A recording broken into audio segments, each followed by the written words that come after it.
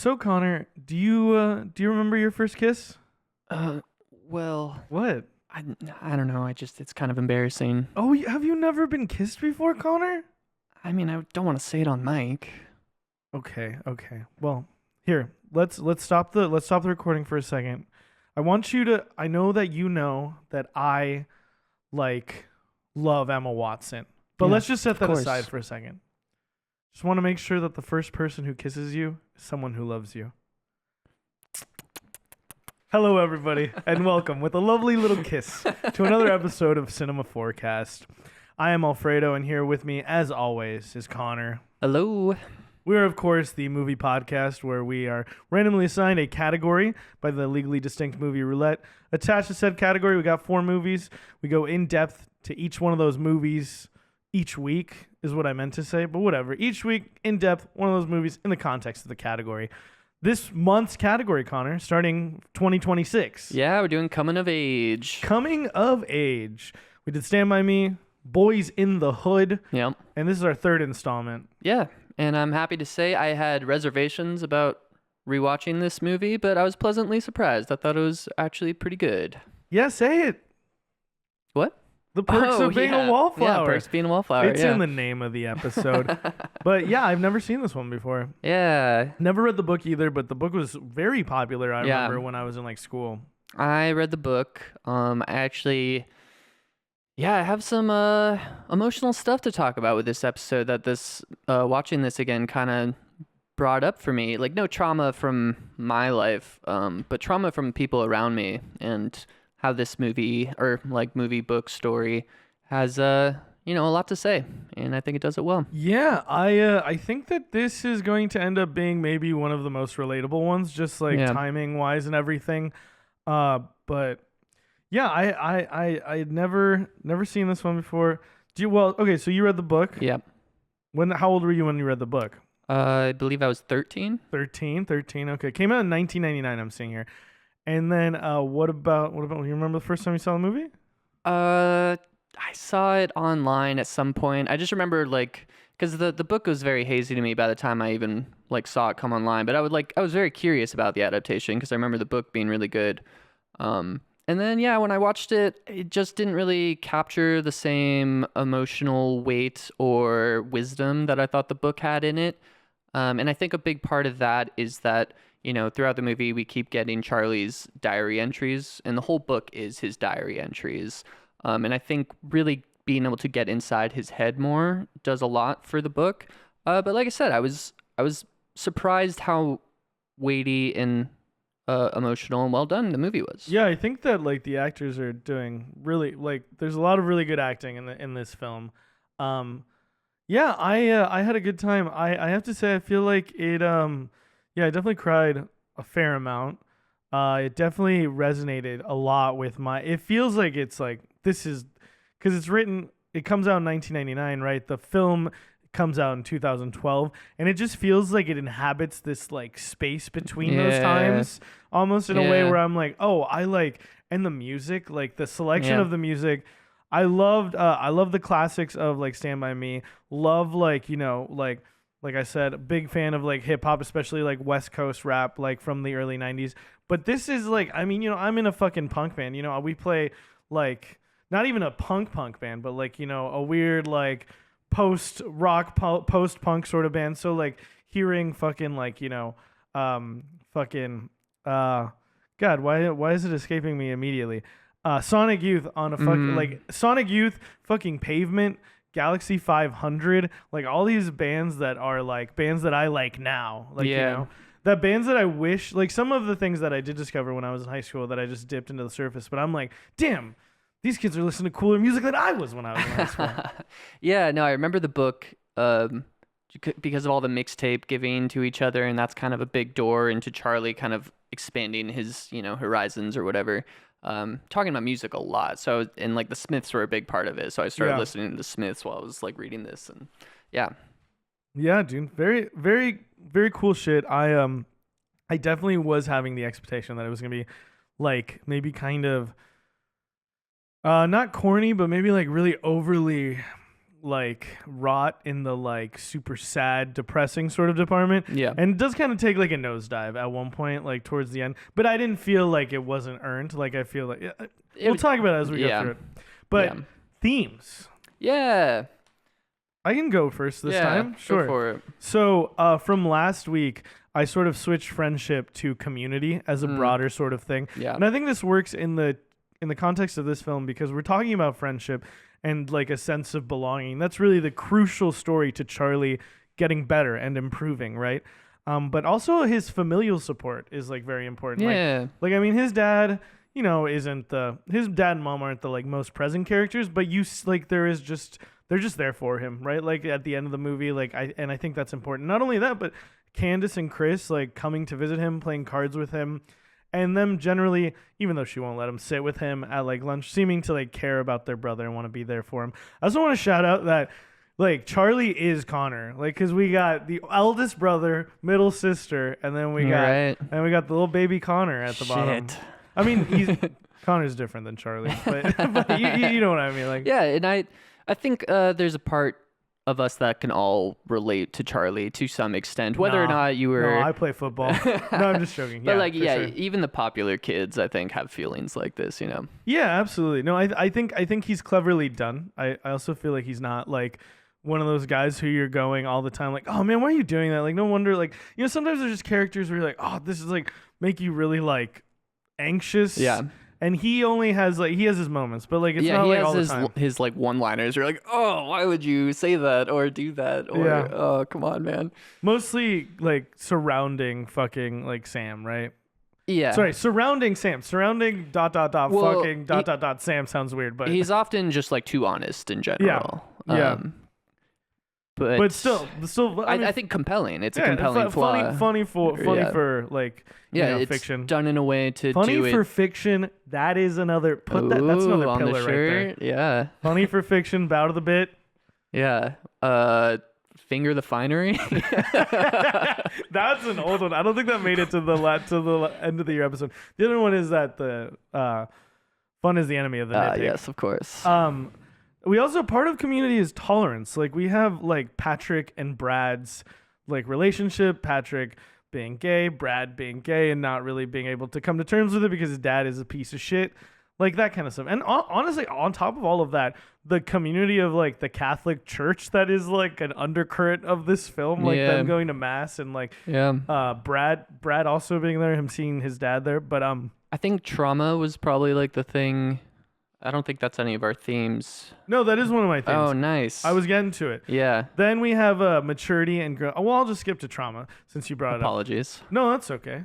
Hey, we flow. Trauma. So we have sexual abuse and physical abuse like happening in the film. And the sexual abuse of Sam, as we hear about, like, you know, her first kiss being when she's 11 by some weird grown-ass guy. And then, as we find out at the end, Charlie, you know, coming to terms with his own sexual abuse.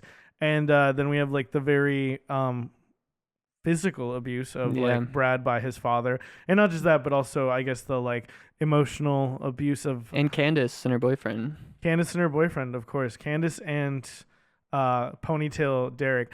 I do think as well that like there is like two sides. Like the of course like there are two different things that are shown in that. Like there's the physical abuse of like him, and also her, like the way that they like, I don't know, talk to each other, like the way that she talked to him too was like very like, which is not to say that he's in the right at all, because you should never like lay your hands on a woman, but I felt like it was very interesting to show like, you know, her saying, are you just gonna be a mama's boy, you know, you're like just like a little bitch dog, right? And it's very real because that's how she justifies it to herself. It's like that's what she tells Charlie, right? Yeah, like, for sure.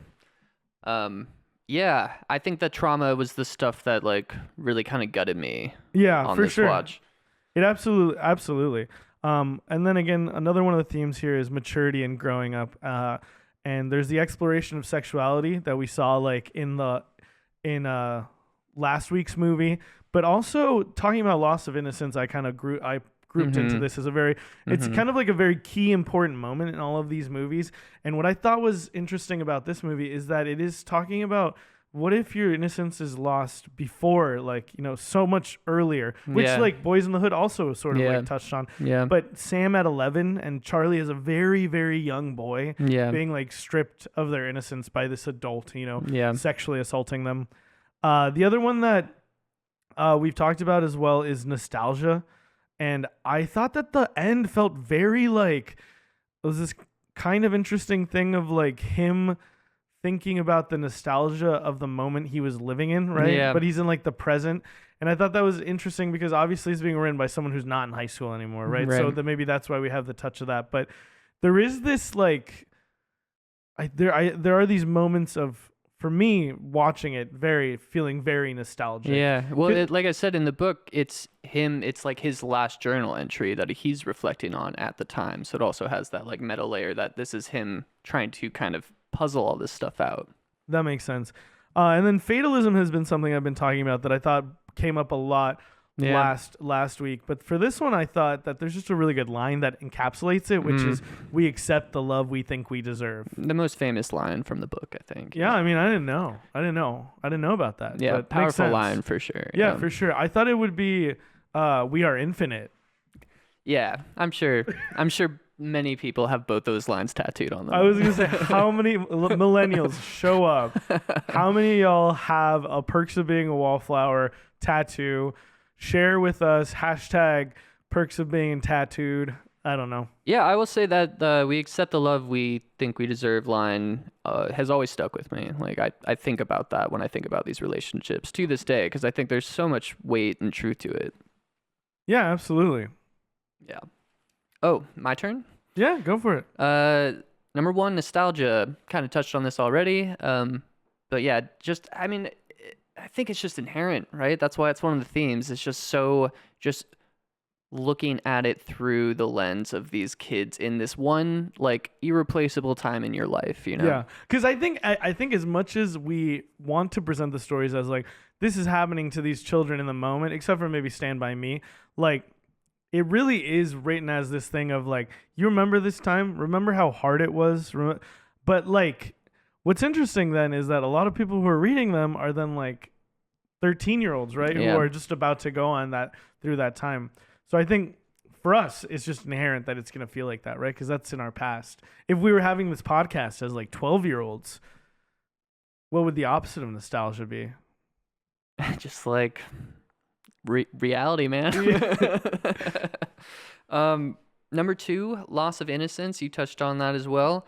Yeah, you were mentioning how it kind of relates to loss of the innocence in other movies.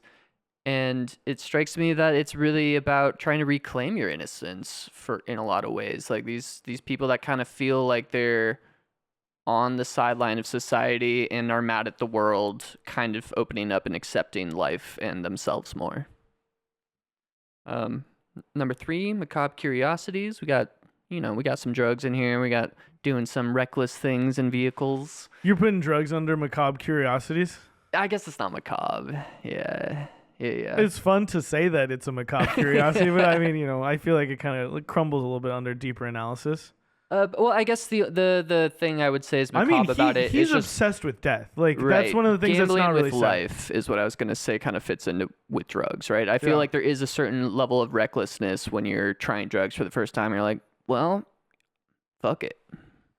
Yeah, I guess so. It also depends because there's some people. I mean, some of my friends I know who, before they tried drugs, so much research had gone into it, and they're like, I looked into it, and you know what? Absolutely, yeah. I think that this is not gonna be harmful, like as harmful as people try to make it. Like I remember one of my friends, the first time he smoked pot, he was like, okay, I've done a bunch of research. I'm ready to smoke weed. I love that. That's I great. also like, dude, for me, like contextually, like my family members like smoked pot. My uncle always had a reputation of being a big pothead, and that was like a known thing. And the way my mother and father had always talked about weed, I had never really felt like it was gonna be dangerous, right? Yeah. But then I mean things like, I guess then the next level after that, everything is kind of like, yeah. Like even just doing, I mean, I'm not gonna say even just doing, but like people doing psychedelics for the first time or stuff like that. And I think one of the things I thought about watching this movie too is like Charlie has these like, seems to have some level of, I don't know, he's seeing things like, I mean, it's not really touched upon, but I'm just like, having any sort of like psychosis that can really be exacerbated by like doing psychedelics and stuff like that. So Yeah, I didn't remember how everything went down. So I was a little when he worried. was on acid, I was worried. I was a Yeah. little worried, Yeah. but I'm glad he just had a good time. Yeah. Absolutely. Yeah, thinking back on it more, I said I had some kind of like baggage with this movie, and so my first real love, like teenage love, but that feels like the most like biggest love in the world at the time, right? Gave me this book, and uh, my mom got cancer around the same time, and then we broke up, and I went into a really dark spiral, and yeah, was kind of self-destructive, started doing a bunch of drugs, a lot of bad habits. And so a lot of those themes in this, like, I don't think they treat it as a macabre curiosity, but I think for a lot of people, you can come to it. There's the moments where you see, right? Like Patrick just wants to like Escape. escape completely, right? Yeah, yeah. And I think even with like Sam saying like, she just like as a freshman would just, just get super drunk, right? And just I think that there's this I think what you're touching upon is like just saying, like you said, just saying fuck it. Just like if I make it out of this, whatever, but like I'm just gonna like fucking be a hedonist to a destructive degree. I'm just going to like do whatever I can for my like own instant gratification. Yeah. And if I come out of it unscathed, let's go again. If I die, then like why do I care? Because like what is my life even worth? Like Totally. because when I'm not doing this, I feel worthless. Yeah. And then I think just, a lot of that is just integral to the rebellious teenage spirit in general, just a fuck you to everything, Yeah, absolutely. Yeah, number 4, Metamorphosis. A lot of great character development in this.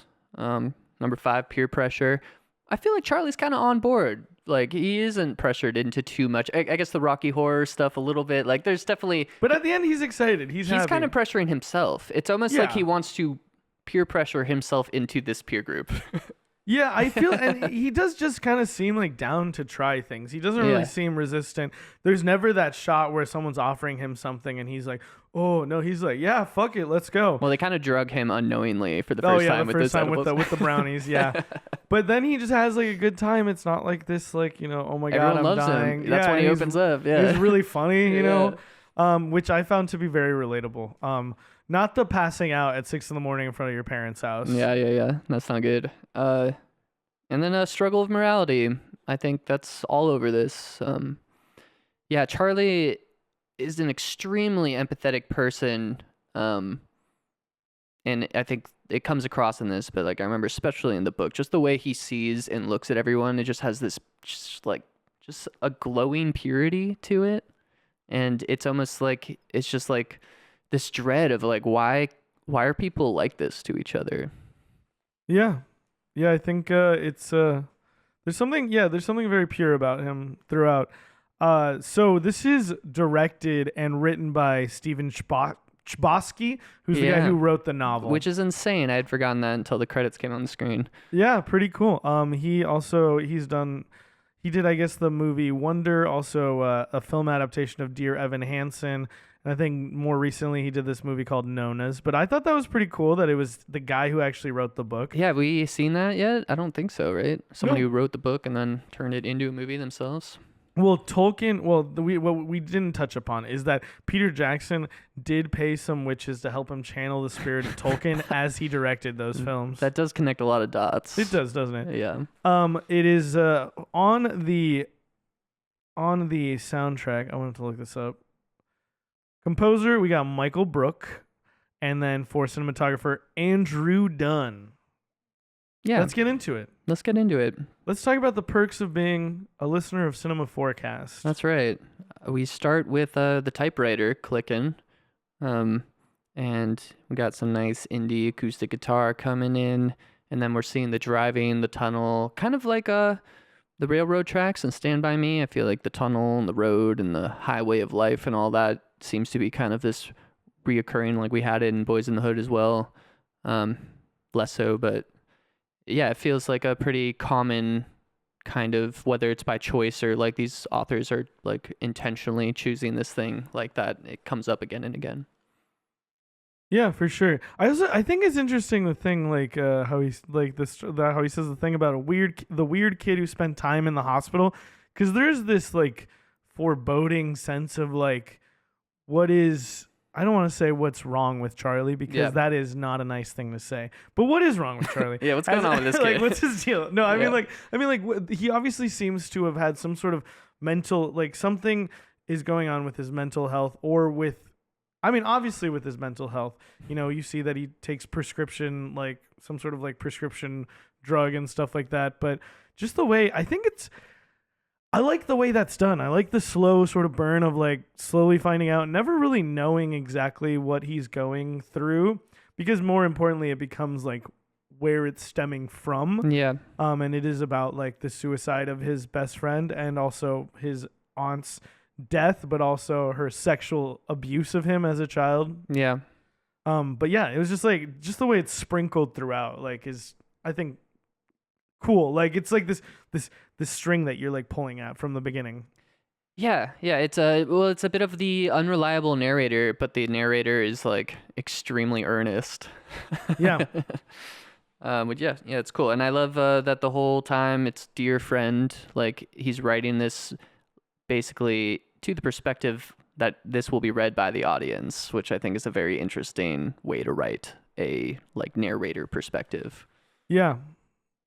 Yeah, I was like, is it supposed to be to his friend, but he doesn't want to say his friend's name? Well, he says at the beginning, I don't remember the exact way he phrases it, but he's like, he's basically imagining the person reading this as their friend, and like, Word, yeah. well, because that's where he says again the that whole kind thing. of like earnest altruism he has, where he's like, whoever finds this is my friend. He's also saying like, and he says like, I'm gonna assume that you're the kind of person that won't judge me because you know yeah, I spent time in the hospital, whatever. But yeah, very interesting. But so is this letter being written on the first day of school, or is he writing this at the end? He's writing it throughout because, okay. and like he says throughout the movie, like, sorry, it's been a while. Right. He does. Yeah, that's what I thought. But then there was just something about, I guess he spent time in the hospital previously as well. Well, he had cut his wrists. Oh no, sorry. Yeah, wait, why was he in the hospital the first time? I assume it was because his friend killed himself and he had like a hard time. Because he says he hasn't talked to anyone outside of his family all summer. We Maybe never he really hadn't know what happened. attempted it, but his family does say like they're all extremely worried about him in a suicidal attempt. Yeah, I type mean way. the way that his sister immediately calls, like, I guess what's implied is that his friend kills himself and he feels like this is my fault.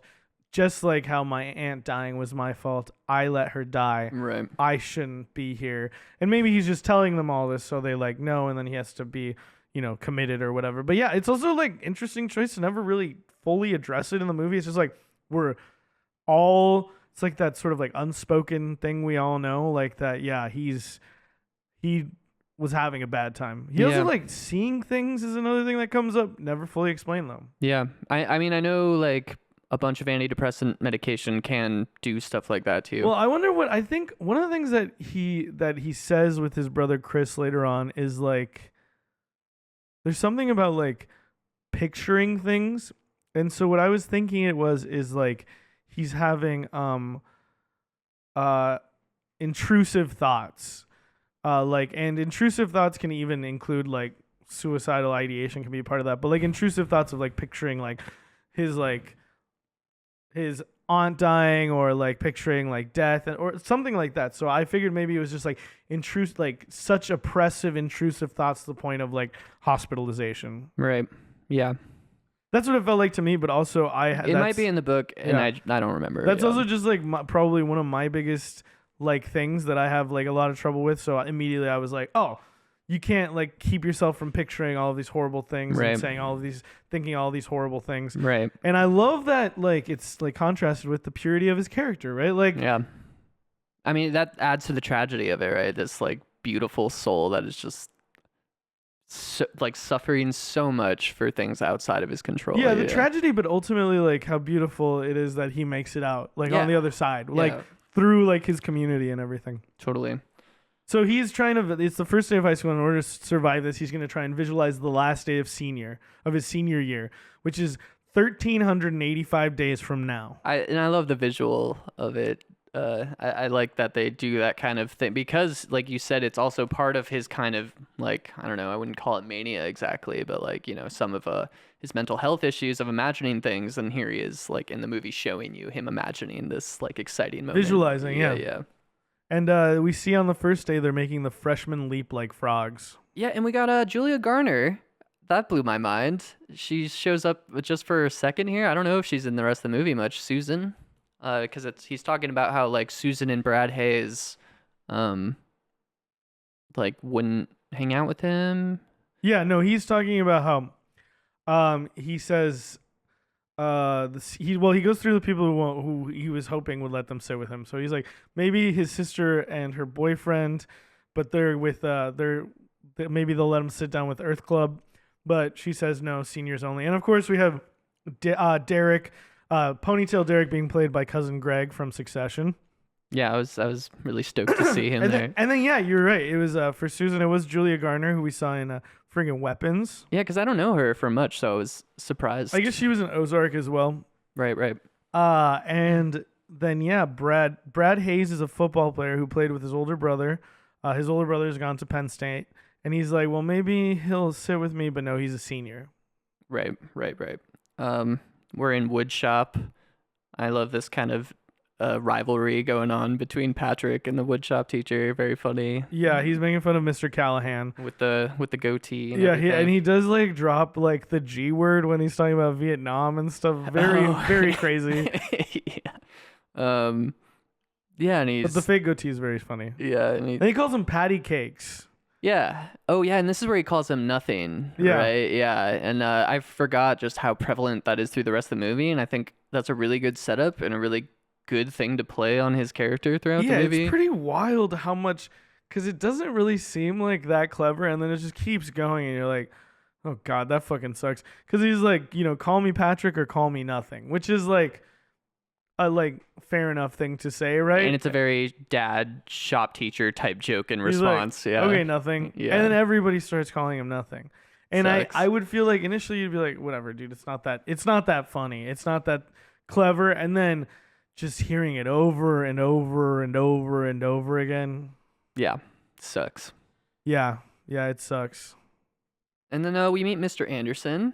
Love this performance. Paul Rudd? Yeah, killing it. But before that, we do have the girl call Charlie the F word for his trapper keeper. Oh, yeah. She fucking sucks, dude. Yeah, the whole movie. She's got straight A's since kindergarten. And he's like, if you can believe it. I'm like, yeah, I can absolutely believe it.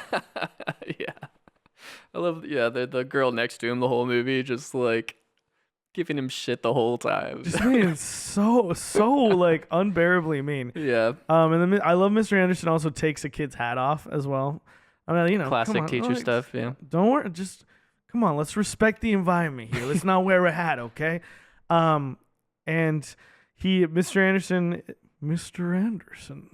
I mean, every time they said it, yeah. Mr. Anderson. He is asking about he's talking about who invented the paperback, the cereal, and the cliffhanger. Right. And Charlie knows, but he won't raise his hand. Yeah, he keeps writing it down. Yeah, and Anderson does see. He does sneak a peek. He sees that he knows it was Charles Dickens. And then we also get the whole thing about how the box office originates from like Shakespearean times going to the Globe Theatre. Yeah, good stuff. And he tells him that he should learn how to participate. Yeah, very important theme for the rest of the movie for him. This is really a story about Charlie learning to participate. Which is like, in a way, ties into community, right? Yeah, absolutely. Into friendship. If you want to be part of something, you have to show up. Yeah, I love how like it ends the school day with, I think he gets bullied again. I mean, everyone's just picking on the whole movie. Tears his book. Right. Yeah, what a dick. 1,384 days to go. And I thought that was just such a relatable feeling. If you've ever like counted down for anything, you're just like, oh boy. Yeah. He also says high school is worse than middle school.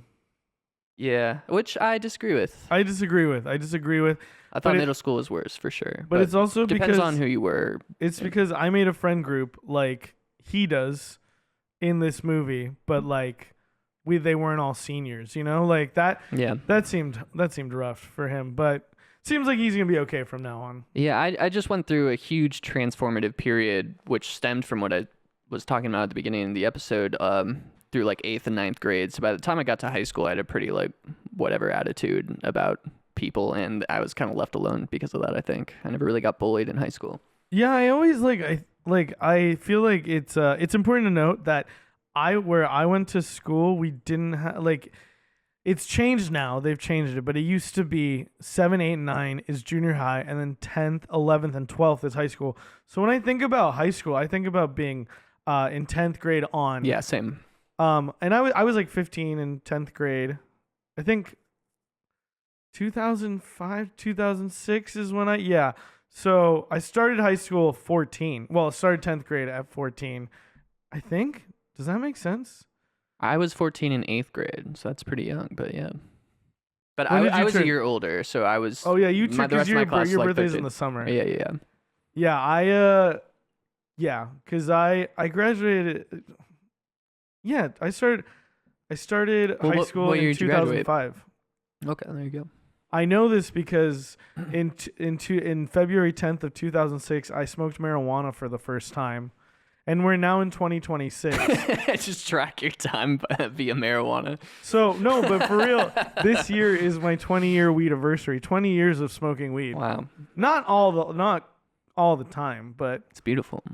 yeah, the longest relationship I've ever had with Mary Jane. 20th anniversary. What's she gonna get me? She's gonna get me high. But yeah, so I was 14 when I started 10th grade, and then I turned 15 like 2 months afterwards. I just feel like by the time you get to high school, and of course there's always exceptions, kids, at least in my experience, have generally found more etiquette than they had in junior high, when all your hormones are like starting and like all your interest in the opposite sex or the same sex or whatever. Like, it's just a complicated, messy time with a bunch of little shitheads who are like learning what it means to have all these feelings. Yeah, and I just think that when I was in high school, it was like, if people like, sure, people would talk shit and stuff, but like I think at that point if someone fucked with you, like you would just, if they would talk shit, you talk shit back, and it was like. Yeah, that's kind of where I was. I mean, there were obviously people who were like. There were outcasts for sure. There were outcasts. I can for sure. see in my memories the type of people who definitely had a worse time in high school. Yeah. Yeah, for sure, absolutely. But yeah. I'd be curious what you think, audience, like Dalwhinnie, if you have any hot takes on high school versus middle school in terms of cruelty. Yeah, but I mean, he's also, I think, a little bit older than us as well. Yeah. So I feel like, perhaps also maybe geographically, I don't know. I mean, you always heard about like horrible things that happened and, rumors and shit like this. But I think it just felt so much like I was just like, I hung out with like the rock and roll kids. Like, Yeah. we like listening to rock music, and like we'd go to shows like on the weekends and, at the teen centers and, play music. I mean, honestly, my friend group is kind of similar to this friend group in this movie in a lot of Yeah, ways. no, yeah, we were like, we weren't cool, but it was like, people weren't like really fucking with us, Yeah, we're just kind of just coasting along. Yeah, absolutely. So, he says that he's not going to tell his parents the truth because he doesn't want them to worry that he's going to get bad again. And then he says that if Aunt Helen was here, he would talk to her about it. He would talk to her about being happy and sad. And this is the first sort of hint of like Aunt Helen. And yeah, everything with Aunt Helen, man, it's like, it's so heavy, but it's like how nuanced it is with his feelings about it, since he did love her so deeply and like has so much guilt about how she died and how he feels about her dying, and like really nuanced, complicated when you make stuff. sense how young when you realize how young he was when she died, it makes so much sense too. Yeah. Because he has really idealized her so much. Because like at that age, sure. I mean, I remember being very young, and like my mom and I have talked about it, and how she said that I displayed like this deep sense of understanding for someone my mom has always said I'm like an old soul, right? And even then, like if you have this kid who has like this deep emotional intelligence, which obviously he has, like, like I think you're really starting to like, it's clear that he like idolizes her, right? Yeah, and so much of it is very repressed, and It's hand in hand with the guilt, yeah, absolutely. yeah, it's very complicated. I mean, great character writing. Yeah, it's pretty good. Uh, It's pretty fucked up, but it's pretty good. yeah. We got dinner.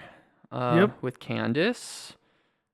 I don't have any notes for it other than that ponytail Derek's there.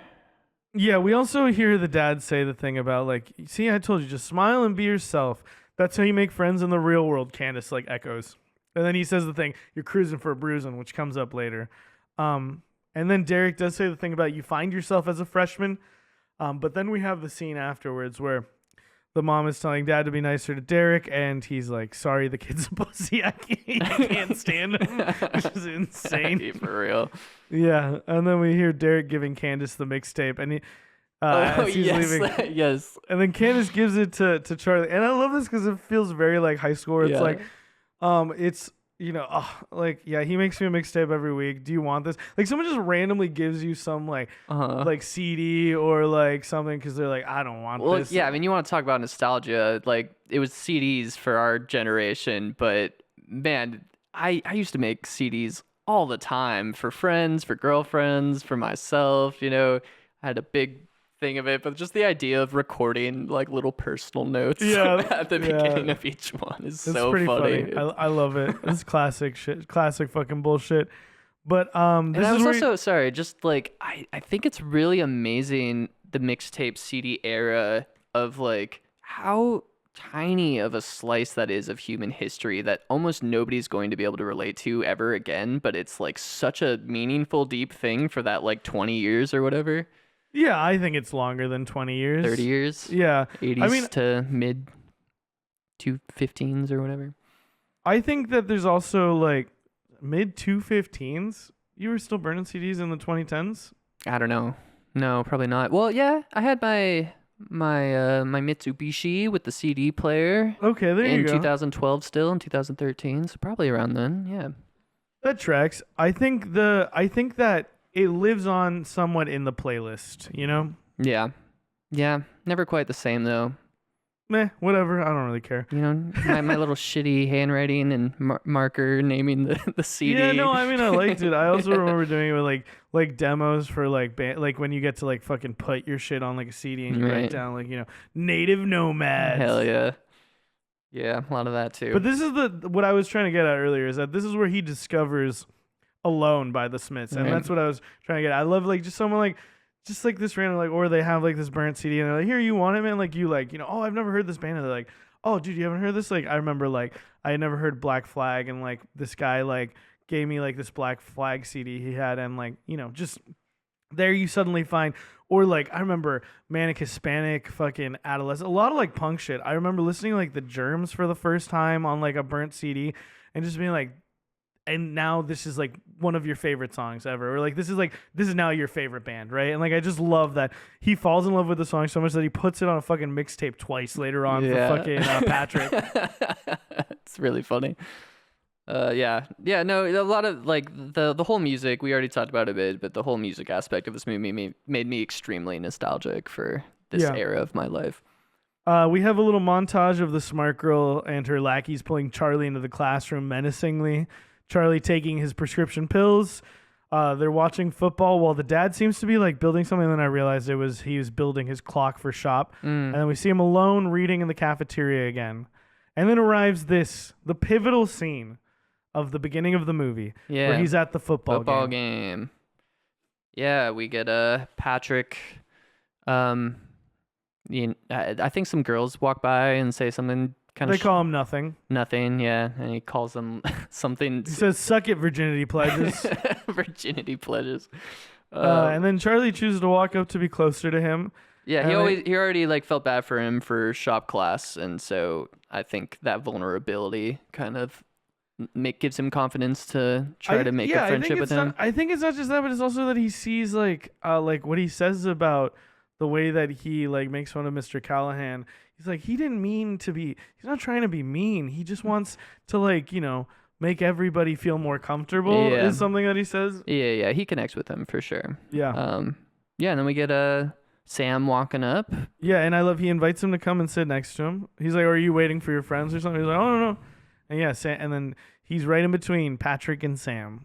Yeah, Emma Watson. I really like Emma Watson. I did feel like every once in a while I noticed her accent slipping a little bit. Absolutely. Yeah. I mean, which in was this scene, disappointing. she literally says "shag," which I thought was interesting. Yeah. Yeah, there was just words here and there. I remember when she said like campus one time and I'm like, that doesn't sound quite how we would say it. Yeah, here. but whatever. Yeah. Yeah, it did pull me out a little bit, but not like a ton. But Yeah. because I noticed it, I started listening to it for it more, which Yeah. is not what you want in your movie. Yeah. No, that definitely happened to me a little bit as well. But yeah, so Sam, saying she finally got a hold of Bob. They're like, "Are we gonna party tonight?"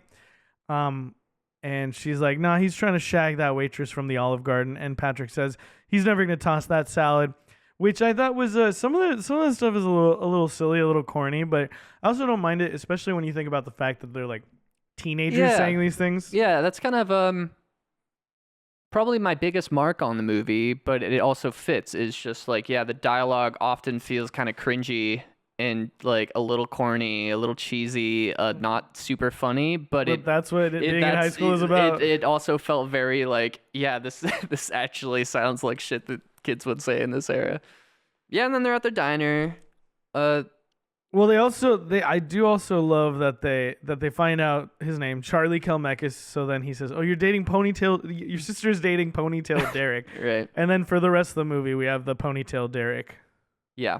Also, I love how they mention Bob, and then they mention and then he says, "Are we going to marry Elizabeth?" So we're introducing the friend group, and it's not like people who never show up. Yeah. They come back. Also, from Arrested Development, Mary Elizabeth is Anne, and then she also is in the fucking Mary Elizabeth is Anne? I think so. Is that not it? I don't think so. Oh no, you know what? No, you know who she is? She is in what's it called? That movie with Scott Pilgrim. Yeah, for Yeah. sure. Yeah, no, it's funny you mentioned that because when we first meet them, I didn't take their names down because I was like, oh yeah, they're whatever characters, and then they're like really crucial to the rest of the movie. It was like, shit. Yeah, just like a throwaway name, but then it ends up like they end up being there for like the rest of the movie. Yeah. No, dude, wait 1 second. I'm pretty sure it is actually her. Is it actually? I think her name is Mae Whitman. It is. Mae Whitman is Mary Elizabeth, and Mae Whitman plays Anne in Arrested Development. What? Crazy. Well, Anne is played by someone else in the first season, I guess. That's weird. Okay. Yeah. Okay, so I gotta see them side by side now because that's crazy to me. They do not look similar at all. So in here my we go. head. Anne Veal is portrayed by 2 actresses: Alessandra Torresani in season 1's Let Them Eat Cake, and by Mae Whitman for the other 16 appearances in season 2, 3, 4, and 5. Yeah, I instantly, and she's also in Scott Pilgrim versus the World. Yeah, I recognize her. I knew it. Oh yeah, nailed it. Cool. Yeah, but anyway, I love how they mention them, like we said, and they're not just like throwaway characters. They're actually like people who like appear and part of like the friend group. But yeah, they decide to go to the diner to King's. Yeah, and Sam and Charlie bond over the Smiths. We also see Patrick longingly staring at Brad as he walks in. Good call. And Yeah. you're like, ooh, he has like a crush on him. I didn't notice that this time, even though I read the book and seen it before. That's funny. Yeah, and people are still picking on Patrick, calling him "Hey Nothing." He has a pretty good comeback, like that joke's antique or whatever. This was also a very classic thing. You must love Ides then, and he says, yeah, I love them, and then Patrick is like, it's not a band, it's a record store. I've definitely done this in my life. Yeah, I think as a musician, you do it a lot. Yeah. But I think maybe when I was like 20, in my early 20s, I remember, I think I always didn't want to do it very much, but like when you're talking to someone at like a show, like, oh, you know this band. I think it was when I was like 25 or something. I was like, I'm not doing this anymore. If I don't know something, I'm just gonna tell people. Yeah. I'm just gonna say. I mean, I just keep it in the middle where I'm just like, and just nod my head. I am aggressively like, I don't know that. Don't expect me to know that. I mean, a lot of times, yeah, it's a good like way to start a conversation. Like, oh, who's that? Like, it's a good way to keep talking. Yeah, like, oh, who's that? Tell me about that. I totally get it. I think I would probably be like, if I didn't want to talk to them anymore and I didn't know what they were talking about, I'd probably say, Oh no, that's wild. I haven't heard about that. I'll probably have to look him up. Anyway, I gotta and then You're go right. do something else. Yeah, but he's immediately enamored by Sam, so it's a Yeah. cute little attempt to win her affection. No, it's a very classic like Yeah, being like a teenager type thing of like, yeah, no, I gotta pretend like I know so that they think that I'm cool, you know? totally. And we find out here he wants to be a writer, or at least that's what I think he says his aunt thought he should do. Said he should be a writer. And he definitely seems super interested in it, and I think that is where he's going with it. Very classic Interesting book thing about to a say guy who about wants like to be a a writer. interesting thing to say about a 3, 4, what like he's like 5 when she dies or something. Like he Oh looks yeah, so young. yeah. That's interesting. Yeah, Yeah. Anyway, Patrick tells him to write about Sam and him. I The guess Slut I and the assume Falcon. not all of that happened at the same time. Like the flashbacks are kind of misleading, but maybe it is all at the same The time. flashback at the funeral, he's Oh, a he's- little kid. Okay. And she dies on the way to get his like birthday present. Right. And he's like 5, maybe 6 years old, you know? Yeah, that is interesting. And then he asked them how long they've been together, and they're like, no, they're step brother and step sister. Right. And we also get the line, "I love bulimia," Yeah, which is just wild. Yeah. I mean, they represent this rebellious spirit, right? Everyone's gonna Feels pick on very high them, school, yeah. and they're going to own it, right? Because that is a good defense. Yeah, like I love bulimia. Yeah, my favorite. Yeah, I guess it's a good defense. Oh, like if somebody calls you bulimic, I think that's what they're hinting at there, right? Is that like she has a reputation for being bulimic. yeah. Yeah, probably something like that. Yeah, And so Patrick was like, but she loves bulimia, and she's like, yeah, I love it. yeah. I mean, teenagers are fucking weird. He comes home, unless you have anything else about their interaction. No. And we see the fight. Oh wait, I do. Get in there, baby. Teenage Riot by Sonic Youth is playing in the fucking car. It's fucking sick. Hell yeah. But yeah, he comes home to see Derek and Candace arguing. And this is where she calls him a mama's boy and a little bitch dog. Yeah, she's being really mean, but then he slaps her, and you're just like, ooh. That's... And then Charlie bursts in. Yeah, and I love that. I love that for Charlie. Charlie stands up for like what he believes in, man. He's not gonna step down. And this is part of like it feeds into this whole community, right? Like Yeah. that, like they're there for each other. Yeah, yeah. I really again like there's a lot of things in. You said like I'm the youngest sibling, but yeah, my older sister. This is very much our relationship in this era where, we don't like each other. We don't like want to talk to each other that much. We get in fights when we do, but like, yeah, we always had each other's back, you know. How old is your sister? Or how much older is she than you? 4 years. 4 years. Yeah. Yeah, my sister was born the same year as you, 93, and I'm 90, so she's 3 years younger than me. Yeah, we like when I was a senior though, and she was a freshman, like that was the difference.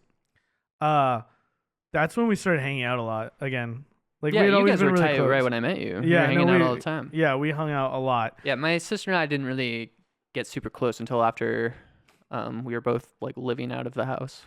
Yeah, the funny thing is that I started going out with this girl, and she used to be friends with my sister, and I remember my sister was a little bit like upset that I was going out with this person that used to be her friend, and then it was this girl who I was seeing who encouraged me to like reach out to my sister more, which I think is so funny, because I mean my relationship with her was very tumultuous, but it was ultimately her sort of like push that got me to like, which is just funny because my sister was upset because she didn't like her, you know, they weren't friends, but then we all were friends, and yeah, my sister and I were very close all through her being in high school, and then like in our early 20s we hung out a lot. Hell yeah. Love a good sibling relationship. But definitely pre that, it's just like, okay, hey, what's up? But if I hear some shit, I'm gonna get pissed off, right? Like if I having a younger sister too, it's just like, I mean, you know, you don't want, you hear about the things that happen to women to happen to girls when they're like that age, and like, you know, as an older brother, like you just want to protect them. I mean, yeah, from as that, a younger right? brother, if I see someone slap my sister, I'm gonna fucking sock that dude in the face. Yeah, absolutely. Yeah, and then, you know, very hard to watch moment of her in and Derek kind of like making up in the front yard Yeah. as Charlie watches. And I like that now that I'm thinking about it, it's a nice touch that I believe basically every scene is Charlie's point of view. We don't really, Yeah. if Charlie's not in the room, we're not in the room. Yeah, Charlie. She does tell Charlie like, I can handle it when and like tells him to go, right? Yeah. And ultimately she does handle it, right? Like they break up, they're not together anymore. But yeah, this first part where they make up is hard to see. And then I love the way that Charlie's like, "What are you doing?" Yeah. What a question. Yeah. Great question. Great question. Yeah, in the way she's like, come on, it's Ponytail Derek. Yeah, Like, I can handle I it. can handle Ponytail Derek. I can handle him. Yeah. Pull on that ponytail a bit.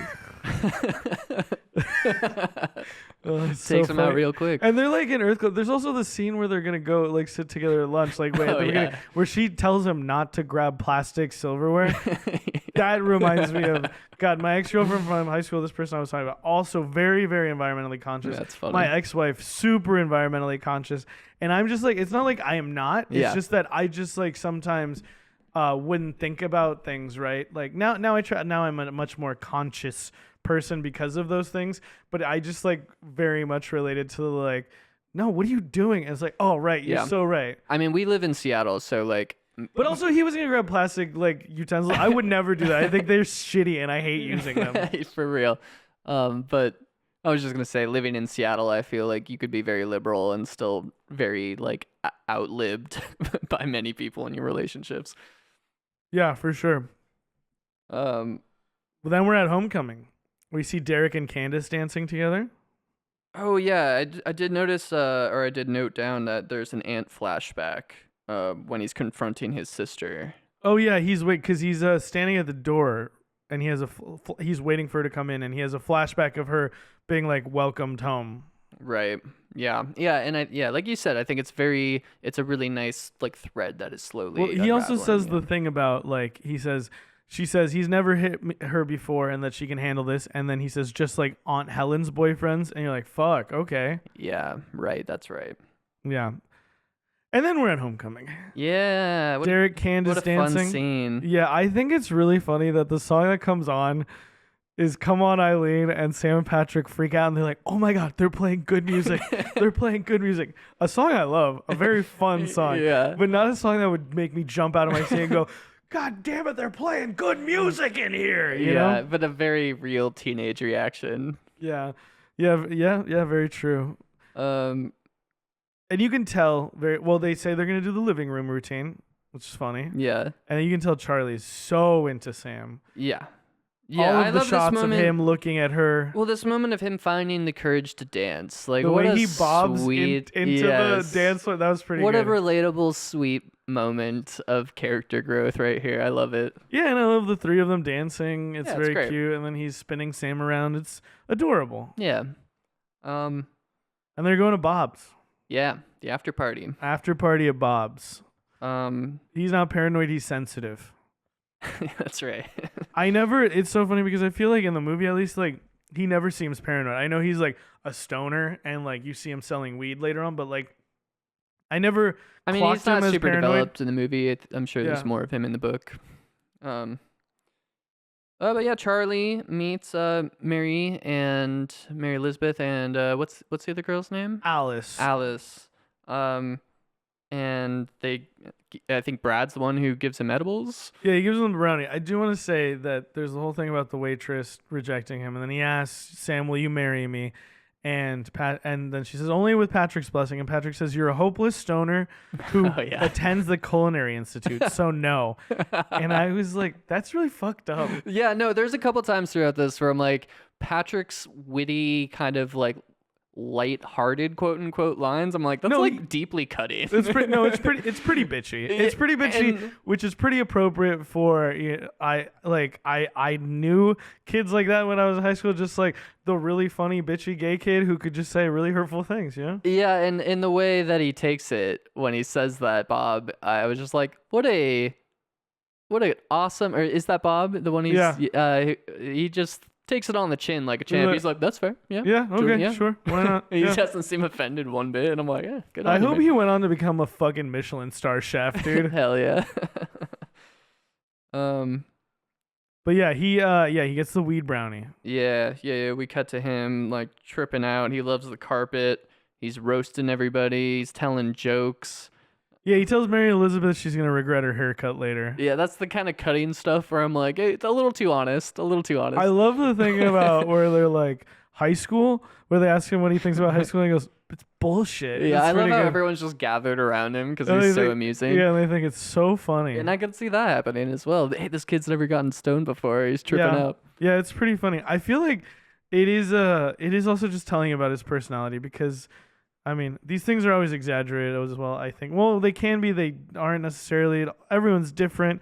You react differently, but I'm just like, man, I remember my first time being stoned, I wouldn't have said something mean to someone. I don't know. Maybe I didn't. I don't know. I don't know. I mean, inhibition's lower. It's funny how he says the thing about it sounded like a compliment in my head. Yeah, and I was like, how? Yeah, what the fuck are you talking about, dude? And he wants a milkshake. Yeah. Get this man a milkshake. This is my fucking guy. This is my I love how fucking Sam guy. is just like, all right, Yeah, well, 'cause I'll make you a milkshake. Sam's basically like, "Are you having a good time?" And he's like, Yeah. or like, "How do you She's feel?" worried He's about like, it yeah, because and she he's feels like everyone's picking on him. he's like, "I just want a milkshake," and I don't feel like it though. I feel No. like everyone's having a good time. Yeah, she's worried for him for like a reasonable reason though, you know, just like Yeah. He's never done this before. You guys got him high, and now this is his first party, and now you're making a spectacle of him. Yeah, but it's pretty good. But yeah, she's making the milkshake. Charlie compliments her eyes. Yeah, of course he does. And he's talking about the word milkshake. I like that a lot. He says it's like saying your name over and over again in the mirror. And then she says to him, "So I'm guessing you've never been high before." And this is where we get my friend Michael's dad was a big drinker, so he hated all that stuff, parties too. And then she asks, "Where's Michael?" And he says, "He shot himself last May." The way he says this so nonchalantly. The best line is, "Kinda wish he'd left a note." Wow. And then immediately you see Sam is just like, "What the fuck?" Sam is such a like sweet character. The way that she just like carries that so deeply and is like, we're gonna help him. Like the way she goes to Patrick soon after this, and it's just like, hey, like he doesn't have any friends. Like we should take him in, basically. Yeah, it's good stuff. I think she's a good character. She's very like accepting, very welcoming and warm. I do want to shout out that as he goes to the bathroom, I heard Tugboat by Galaxy 500 playing for a little bit. Fucking love that song. Nice. I do love this moment where he's going to the bathroom And he stops. at the mirror. Yeah, he's just like, Charlie. Weird. Like it's just turned off by the idea of existing for a moment or something. I also love that she just says, "Oh yeah, the bathroom's upstairs." So he just walks upstairs, opens the door, and there are Patrick Yeah. and fucking Brad making out. Yep, sure are. And I love the way he just goes, "Oh." Yeah. And Sam and Patrick like approaching him and I love the way it feels like for a lot of for what we were saying about how a lot of the dialogue's a little corny and cheesy, it does feel like super grounded a lot of the times, and I think the way this conversation happens is really like clever, where he's like both horrified that the secret will get out, but also amused that Charlie is stoned, and Yeah. the way that just kind of like goes back and forth in this both like moment of horror and deep seriousness to him also just being like, okay, but also it's very silly that you're high, and I enjoy that. Yeah, I love how he's, "Are you baked like a cake?" And then he says the thing, and then and he also said, "You can't have 3 on a match because they'd find us." And then everyone laughs, but he doesn't know why. And I have no idea what. Oh, 3 on a match? I don't know what we're oh, talking I know about. what it is now. I just looked it up. That's just a line that he says. Who says? So what he says Patrick says, "Are you baked?" Charlie Yeah. says, "Like a cake." That's what Bob said. Then he said, "You can't have 3 on a match because they'd find us." It's a superstition among soldiers during the Crimean War to World War II, having 3 on a match or unlucky third light. The superstition holds that if 3 soldiers light their cigarettes from the same match, the third person or one of the 3 will be shot. Whoa, that's crazy. Never heard that one. Love little Yeah, so the superstitions. basis is the thing about like The first soldier lights his cigarette, the enemy would see the light. When the second lights his cigarette from the same match, the enemy would take aim at the target. And when the third soldier lights his cigarette, he would be shot. Damn. That's crazy. That's wild. He just like randomly said that, and I was like, "What the fuck does that mean?" I didn't even take note of it. Wild. I stopped and backed up 3 times, and I was like, "What the fuck?" I would love that about you. You're not letting that one go. That one's, I'll let other things go, but not that. I was like, "What the fuck?" Because I was just like, "Oh, maybe this like feeds into his paranoia," and I guess it is his, I don't know. But anyway, then he's drinking. Then they do our little secret thing. Yeah. Which is, oh my god, so fucked up later on when like we have the whole like montage, and like you have like the like all the different like voices, and he's like remembering everything you hear. Our little secret. Oh, like fuck. Yeah. So disgusting. Yeah. Yeah. But right now it's not. Right now, in this moment you're watching the movie, you're like, it's gonna be their little secret. Yeah. Yeah. I mean, I think anyone who is familiar with stories will be like, this is not gonna be neat and clean. Oh yeah, no, the secret, absolutely, yeah. Yes. No, I know what you mean. Yeah, and then I guess they're having more milkshakes. I don't know. Yeah, no, he's drinking his milkshake and he's sharing it with Alice and Mary Elizabeth. And he says, "Isn't this milkshake the best? It's even better than the first one." That's my fucking guy right there, dude. I love milkshakes so much. They are yummy. Yeah, they're delicious. They're one of the most amazing things on this planet. Yeah, they're the dairy can sometimes fuck with my stomach a bit in that mess, sure. you know, Sure, but still sure. very, very yummy. Sure, Protein shakes is what I'll usually opt for for that reason, but that's a completely different thing. I mean, it's similar vibe. No, not at all. No, yeah. A protein shake is completely different, dude. A good like peanut butter smoothie, like that's not a protein shake. It's still like protein smoothie, like it's a smoothie. It's not a protein shake. I guess I will opt for protein smoothies over milkshakes. You mean you'll have a smoothie? Yeah. You're throwing all this protein because you put like a bunch of protein powder in it. Well, yeah. Okay. I guess so. To me, a protein shake is like a thing in like a fucking like in like a carton, sure. And it's like for getting shredded. You know, a milkshake is like a beautiful exercise in hedonism. Yeah, I'm with you. I mean, I love me a good milkshake every once in a while. Just usually upsets my stomach. Yeah, for sure. Yeah, and this is the moment where Sam tells Patrick that he doesn't have any friends, and then he told her that his best friend had shot himself. And I love that they're just such good buddies. Patrick's like, here, cheers to Charlie. You see things and you understand. Yeah, you're a wallflower. What a nice sentiment. And then he says that he didn't think anyone noticed him.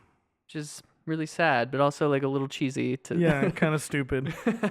Yeah. Welcome to the island of misfit toys. Then they're driving in the truck, the old pickup truck, and Heroes by David Bowie and Brian Eno comes on. I'll solve that mystery for you right here. That's the song. Thanks, buddy. She's never heard it before. I was saying I it love to the that audience. it comes back around. Did you not know that song?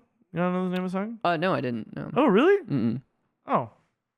I like it. I thought it was funny that was the one that was like oh, this is the one we don't know, and it's like a David Bowie song, and David Bowie's like such like a huge artist, and that's like I feel like one of his like. I also just like really appreciate just that's how it was back then, where you just hear something and you're like, you don't have like an easy way to look it up, like the internet was such a newborn babe at that time, and you could when in like the early 2000s, late 90s.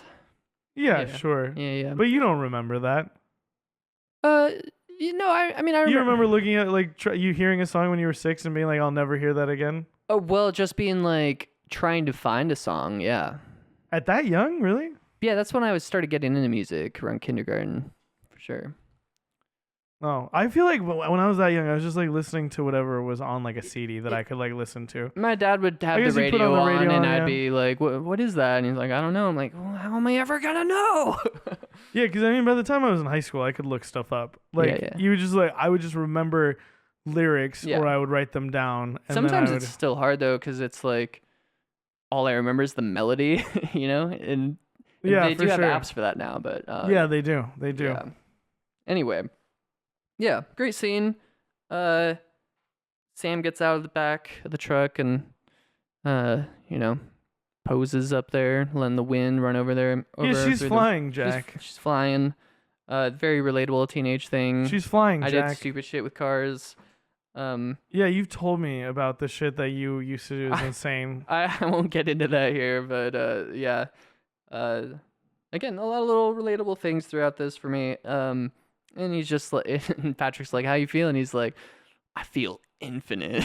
Yeah, I don't know if it's is it cheesy? Is it good? It's a little bit of both, yeah. I guess. I think so. I think that's how I feel about a lot of the dialogue in this movie. A little cheesy, but like good still. Yeah, for sure.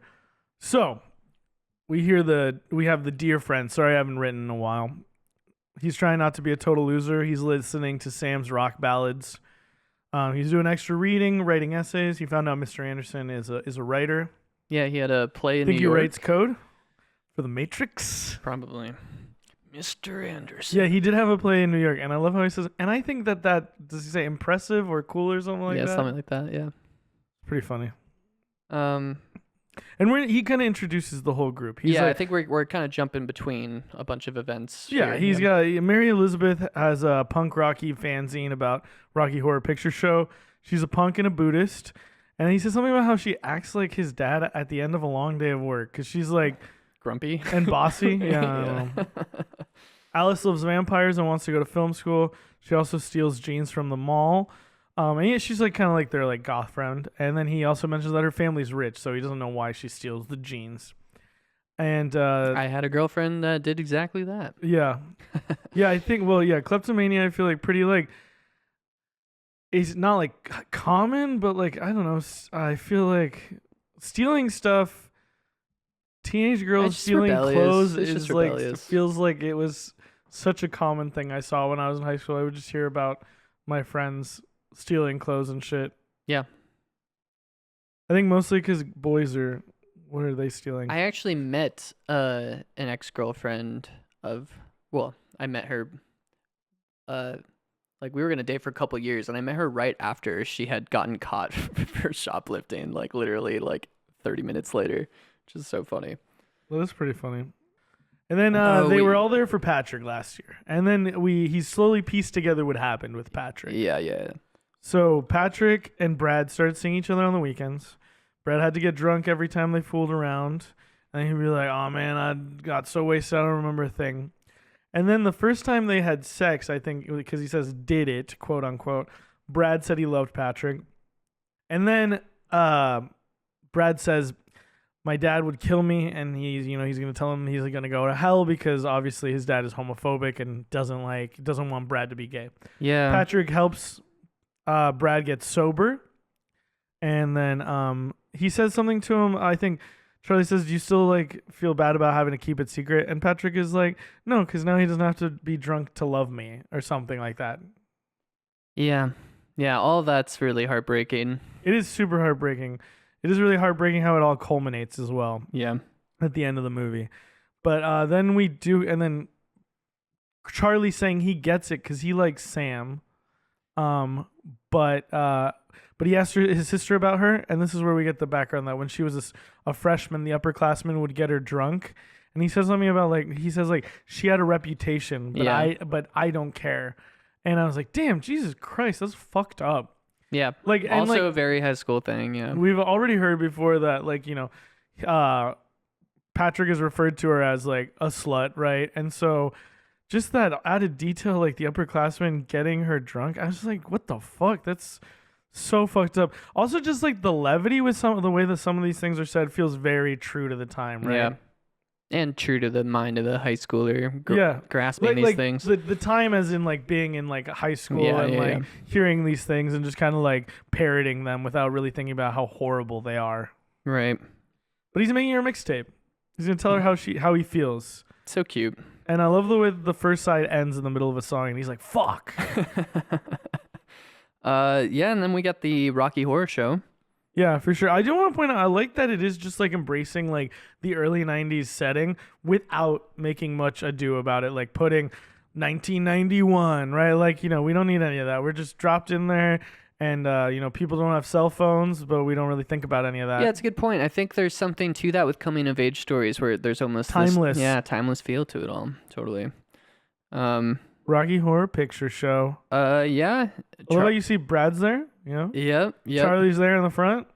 Charlie gets a lap dance from Patrick. Yeah, and we see that they're all in the show. Sam, Alice, Mary Elizabeth all participate. And the eyes back and forth between Sam and Charlie, all the teenage feelings. Yeah.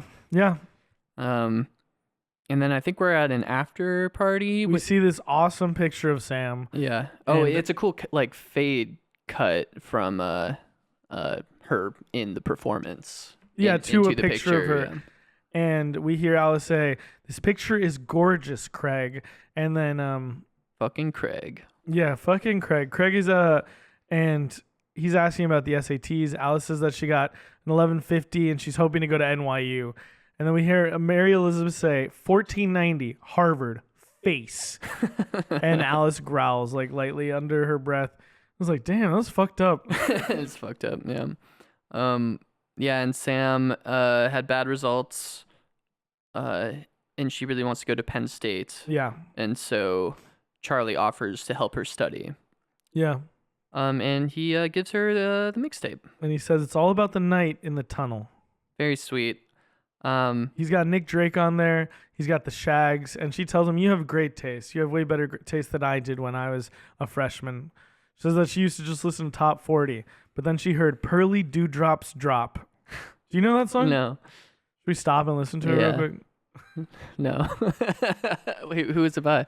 I don't know. I've never heard it before. Okay. Well, shit. Oh, it's Cocteau Twins. Oh, I fucking love the Cocteau Twins. I don't know them. I probably have heard this song, actually. I mean, yeah, this story, though, it makes you want to make a playlist of all this stuff because you're like, what is all these feelings they're getting, Because she's saying that, one day she's going to be in college and she's going to look across the room, see someone, and know everything's going to be okay. Yeah, she wants love at first sight, basically, or just someone that she already loves. But, yeah, the way Charlie's looking at her, it's pretty apparent that she was what she wants for Charlie. Yeah. If that makes sense. It does. It's like she's saying, "Oh man, imagine this," and he's like, "No, I'm living it right now. I'm living it right looking now." at you, yeah.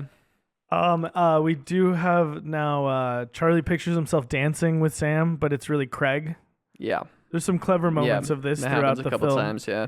And then we hear the Smiths playing, and then we hear them sort of commenting on whether or not they want them to be together, Craig and Sam. And you hear Patrick saying something about how he wishes that she wouldn't play dumb with all these guys, that she makes herself so small. Yeah, don't make yourself small. She's compromising who she is to be with these guys. Yeah, totally. And then we get the moment where only Charlie's will understand the real Sam, Fredo.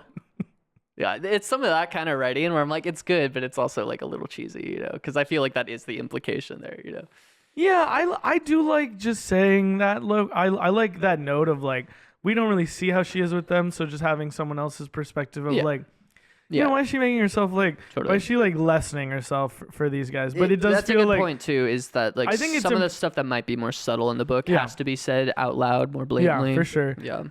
And then Craig tells Charlie his mix is morbidly sad.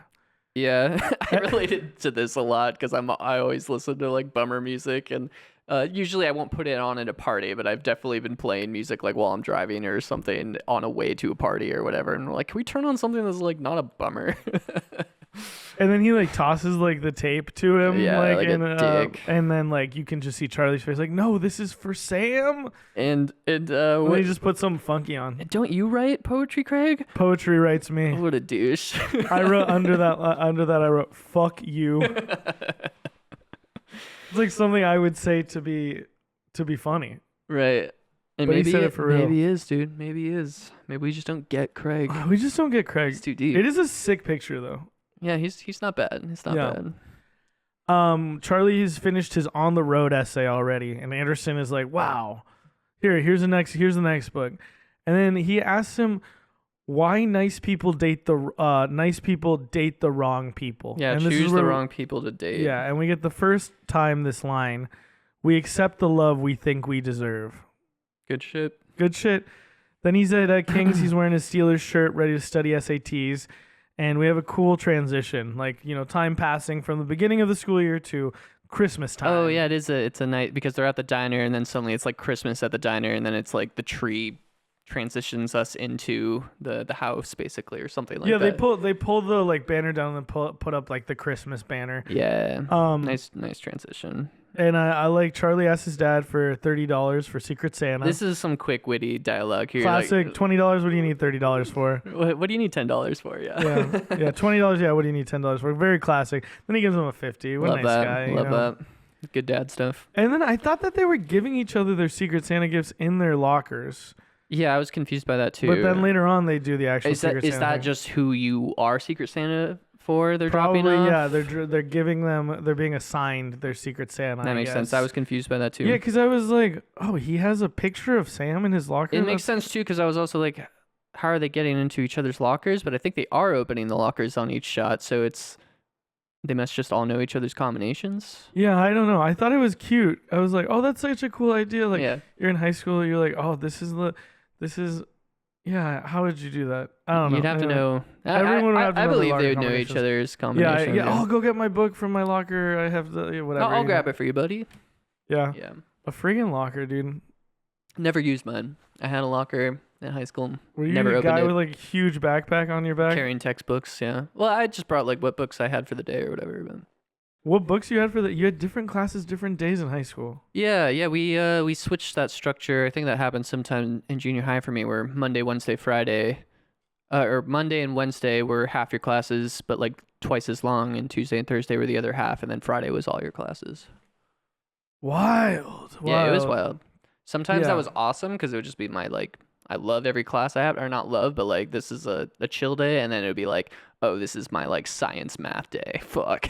Yeah, I had all my classes every day. All my classes every day, starting with jazz band at 6:30 in the morning. Hell yeah, brother. I was in jazz band too. Yeah, and then yeah, I think they're going on their Christmas break, and Mr. Anderson, gives Charlie his favorite book growing up, which is very sweet. I don't know if we get the book name, did we? It's Catcher in the Rye. Oh, it is Catcher in the Rye. How Yeah. edgy. How very edgy. Yeah, I've never read that book, but I was kind of like, damn. From what I know about that book, that's a kind of a funny one to be like, here you go, man, take this. Yeah. You could be a weird loner, but you found this friend group. Yeah. I should read it. I mean, it's a classic. Yeah, and then we have Charlie's clock looking amazing. Yeah. Patrick's looks like a tombstone.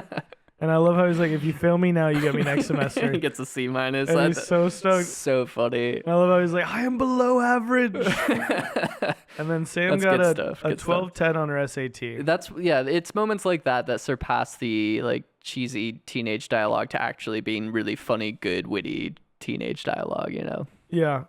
Also, it's just funny because, they changed like the way that they score the SAT. Like, so 12-10 now, Yeah, that's out of 1,600. Yeah, back then it was 2,400, right? No, back then it was 1,600. Now it's out of 2,400. Oh, I thought it was the opposite. No, I got like an 18 something on my SAT. I was able to dodge the SAT because I went to Bellevue College and then transferred in. Yeah, I took the SAT and I took the ACT and I've taken the GRE. Nice. Dodged all that shit. Yeah, I mean, sure. Dodged. You just didn't want to. I mean, Bellevue College is awesome. That's where I ultimately went. But I mean, yeah, you don't have to do that shit.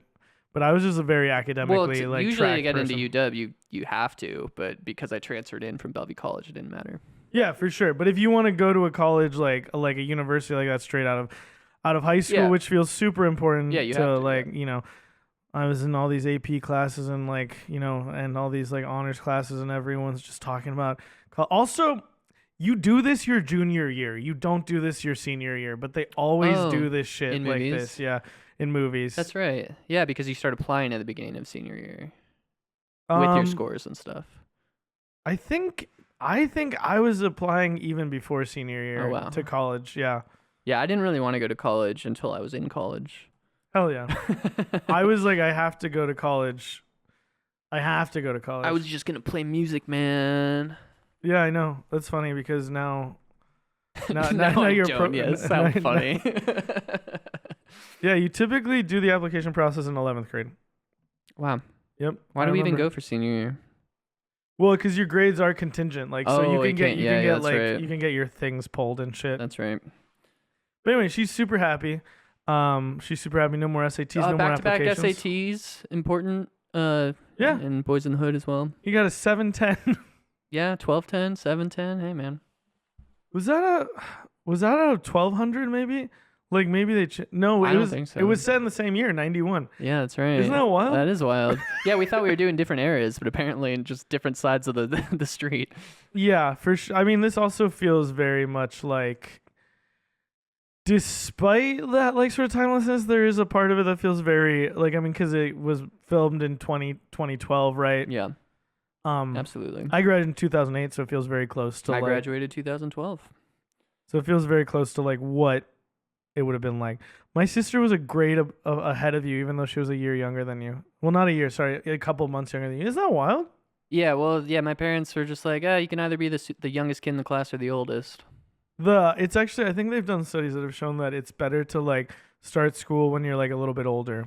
Interesting. I always kind of resented it because kids my age annoyed me. So I wanted to hang out with the older kids, but all the older kids, I was fucking Charlie. All my friends were like going off and graduating high school, and I was still in 10th grade or whatever. Yeah, I had a friend who was driving us around in his car in 10th, like ninth grade, and like I was like 14, and I wouldn't be able to drive for like another 2 years. Right. Right. But we were in the same grade actually, wildly enough. But yeah, I was always a little baby boy. I was the baby boy. And there's a Christmas party, and we see what everyone's gotten each other. Alice got Mary Elizabeth jeans that she actually paid for. Yeah. We also get funny the moment. we also get the note that Craig went back to Connecticut, and Charlie's obviously stoked. Right. Patrick got a harmonica, magnetic poetry set, a book on Harvey Milk, and a tape with the song "Asleep on It" twice. I'm so glad that you took note of each one. And then and I love how he's like, "Wow, what a," like he says something about how gay his like presents were, and he's like, you know what? It's got to be Charlie. Yep. And then it's Charlie's turn. He was ordered to wear pants, a shirt, and a belt. Yeah, the way he's just like, this is probably Mary Elizabeth because She's bossy. Yeah, she likes telling people what to do. It's like, what the fuck, dude? Mary Elizabeth always catching strays. Yeah. And then it was Patrick, and he's like, writers always gotta look good, so he tells him that the last gift is on the towel rack. But before he goes, Charlie has gotten them each a gift. Beautifully executed scene, him going off to the bathroom to dress up nice while they're all appreciating how sweet he is, and then coming back into that moment. Like, I love Bob got bubbles, and he's like, he knows me. yes, Love Bob. That's good. Alice got a journal where he tells her that he knows that she'll get into NYU, right? Like, I think it's like probably at the beginning of the journal, and maybe for her to do her writing because she's gonna go to film school. Very cute. Mary Elizabeth, he just gives her $40 to print punk Rocky in color, but still cool. And she's like, oh. And then Sam got the song "Something" by the Beatles on a 7-inch. One of the most romantic songs ever, man. Love that track. George Harrison, dude, my favorite Beatle. Really? What do you mean, really? Just a rare take. No, not really. Increasingly less rare these days. I mean, he just has such a small amount of the catalog compared to Lennon, McCartney. Yeah, but I mean, from their solo stuff, I like his solo stuff probably the most out of all of them. I respect that. Yeah. Yeah, and I mean, he's a very talented musician. Oh yeah, he's very great. Cool guy. He's great. I don't have it. No shade. Just surprised. We did talk about this once at D&D where John and I were like, I mean, George Harrison is like the best Beatle, and then I think you were immediately like, wait, what? Why are you guys so easily agreeing that? And then oh, that's funny. I don't remember. Yeah. And then a discussion ensued. But yes, I think these days that's the hipster. George Harrison is like, oh man, this guy's an intellectual. This guy knows what he's talking about. John Lennon, it was for a very long time. But then a lot of things about his personal life, I don't know. You hear stuff and For sure. it kind of ruins the image of a person. For sure. Yeah. My mom loves John Lennon. That's part of the reason why I always loved him. Yeah, I would probably go Lennon if I had to pick one, but McCartney, man, damn. Yeah, he's always just kind of like the biggest, like the cheesiest one to me. But also just like his songwriting and his melodies are Yeah, unmatched. sure, but he's cheesy, He's a cheesy guy. He's a little cheese yeah, a ball little guy. cheesy, yeah. He's like, he represented to me the most pop aspect of them, which is not a diss. I love The Beatles. Yeah, I like the early Paul shit too. McCartney. Yeah. Ethan Hawke on Subway Take said you don't have a favorite Beatle because without the four of them they couldn't have done it. Except Ringo. No, I'm just kidding. No, Ringo just gets so much shit, so it's funny. I don't think he deserves the shit he gets. No. So Sam takes Charlie up into her room. She got him a present as well. It's a typewriter. Yeah, so such a nice, sweet gift. Very sweet. This part gets almost to the point of a little too syrupy sweet with the I don't know what to say. You don't have to say anything. She types Write in about right about us, us. and then he's like, I will. Yeah. Um, Yeah, it's cheesy, but I like it. yeah, it's cute. And then one of the first shorts I wrote in like film school was about a typewriter. Oh yeah. Yeah. It was a typewriter that as the writer is typing things and then like the things start appearing in like the room with them. Shooting it was a fucking nightmare, so I never got a good like edit of it together. I learned so cool, much about filmmaking in that singular project. That's awesome. It's called Headspace. Anyway, Love it. they're not going to be there for his birthday. We find out later his birthday is on Christmas Eve. Yeah, and I thought this was the first scene that I really thought captured the chemistry of them really well. Because he's obviously so into her, but there's this kind of like she likes him but doesn't want to admit to herself that she likes him kind of thing, but she's also interested in someone else. But like, I think at this point it feels very like sort of like big sis like friend sort of like I care about you. I want you to like. Yeah, but she's like calling him dangerous and like I think she's trying to encourage him, like I mean not like big sister, but like an older friend, like someone who's trying to like be a mentor and like guide him. Well, that's why I think it's such a like well written setup, because that's like 80% of it or 90% of it. But then there is some attraction to him, there's this little bit there that I think is just like great romance writing, Yeah. And then they're talking about if they've ever. Well, I also love Sam saying, I'm doing really well now. And then Charlie's like, you are too. And then she's like, what about you? Like, look at you. You're doing so much better now as well. And Sam, and they start talking about like, if he's ever kissed a girl, he's never kissed a girl. And then he asks her about her first kiss, which feels like such a fun question, right? And then she's like, oh, it was with this guy, Robert. He would come around the house all the time. That's another thing. Saying come around the house feels very like a Britishism. Like, like I don't know. Like there were certain things like that where I was like, oh, but yeah. And you're like, oh, he's like, oh, that's cute. Like, who's Robert or where's Robert now or something? He's like, oh, he was my dad's boss. Yeah. Fuck. And she was 11. Yeah. It's fucked up. And then she mentions, that she used to sleep with guys who treated her like shit all the time and get wasted. But Charlie's like, I believe in you, Yeah. You're able, there's some of this fatalism here where she feels like she's trapped in this cycle. And Charlie's like, my aunt did it. You can do it, right? And this is where he says, she asks him about his aunt and he says, she was my favorite person until now. And like telling her, like, you're my favorite person now. Very sweet. Very sweet, kind of a wild thing to say to someone. Well, that's Charlie though. It is Charlie. He's just uninhibited when he should be inhibited, and then he's often too quiet when he should say something. It feels like something where if I were in that position, I'd be like, okay, that's really nice of you, Yeah. but like maybe like tone it down, tone it down a little bit. Yeah, but she definitely appreciates it. Yeah, and then we have her saying, I know that I like Craig, but I want you to forget that for a second. And she wants to make sure the first person that kisses him loves her. Yeah. And she kisses him. And they have a good old kiss, not just a peck. They get at it. It is, yeah. And then she says, "I love you, Charlie," and he says, "I love you too." And it's very uncomfortable, even though it's cute. Yeah. Yeah. I had mixed feelings about it. Well, okay. Well, it's super uncomfortable for several reasons. One, it's uncomfortable because she wants to make sure that he is kissed by someone who loves him because she had that opportunity taken from her as a child. Yeah. And that sucks. And also because, like, despite them ultimately, actually loving each other, he's, like, yearning for her in this way that is unhealthy somewhat, I feel. Yeah, absolutely. And that's what's uncomfortable about it. And then that she has given him this... And she's I shouldn't say in a relationship. And I shouldn't say she's given him, like, but there has been this this perceived window opened, right, into like, oh, like Right. she likes me, right? Yeah. Back. And this is again like total teenage, like I mean people do shit like this all the time, but usually they'll be guilty about maybe leading someone on, but when you're a teenager, I feel like it's so much easier to lead people on without even realizing that's what you're doing.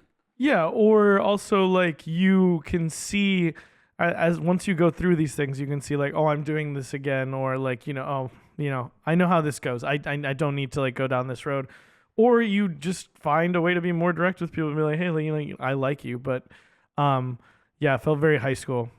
Yeah. So this is when the movie started to get me a bit because I had forgotten the whole thing with her sexual assault.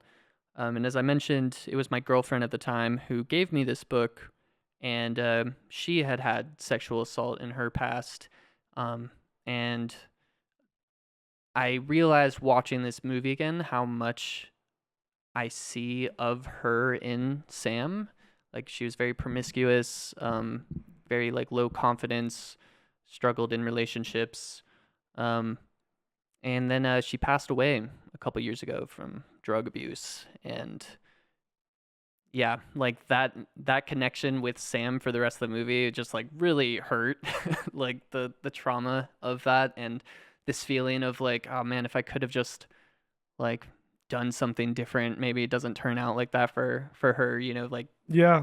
stuff that just really started to fuck with me the rest of the movie. But uh I think there's a lot of power in this story for those themes that it's covering and how much this book meant to her then. Yeah. One of the things that I think is so tragic is how many women I have known um that have gone through that. How many of my friends, um relatives who've had to like go through that in their life, and it's just it makes me so happy to see how many of them have like taken ownership of their life and like moved past it, and like the women that they've become and the strong women that they always have been and that they have further developed into. But it is just so fucked up to like just that's the thing, that's a part of life, and that's something that we're all far too familiar with. Yeah. It like really hurts so much to like, I don't know, to be, yeah, I don't know, to be a part of like a society where that is like such a thing, like. Yeah. Yeah, I just kept thinking like this is that ex-girlfriend if she would have gotten a happy ending, which is just so fucking depressing. It is very depressing, and it is very sort of, yeah, I don't know. Yep. Uh Everyone's leaving the party. yeah, Charlie goes home. Well, Patrick gives him his clock. Oh, that's right. This is very cute. He says, I figure since your birthday is on Christmas Eve, you don't get many presents. Does the clock even work? It does. It You does see work. later on, it does work when he's talking to Mary Elizabeth on the phone. I love that. That's such a weird like left turn in the movie that we'll get to. Yeah. But see, it felt like such a wild sort of like departure. But then it makes sense when you get to the end of it, what like it facilitated.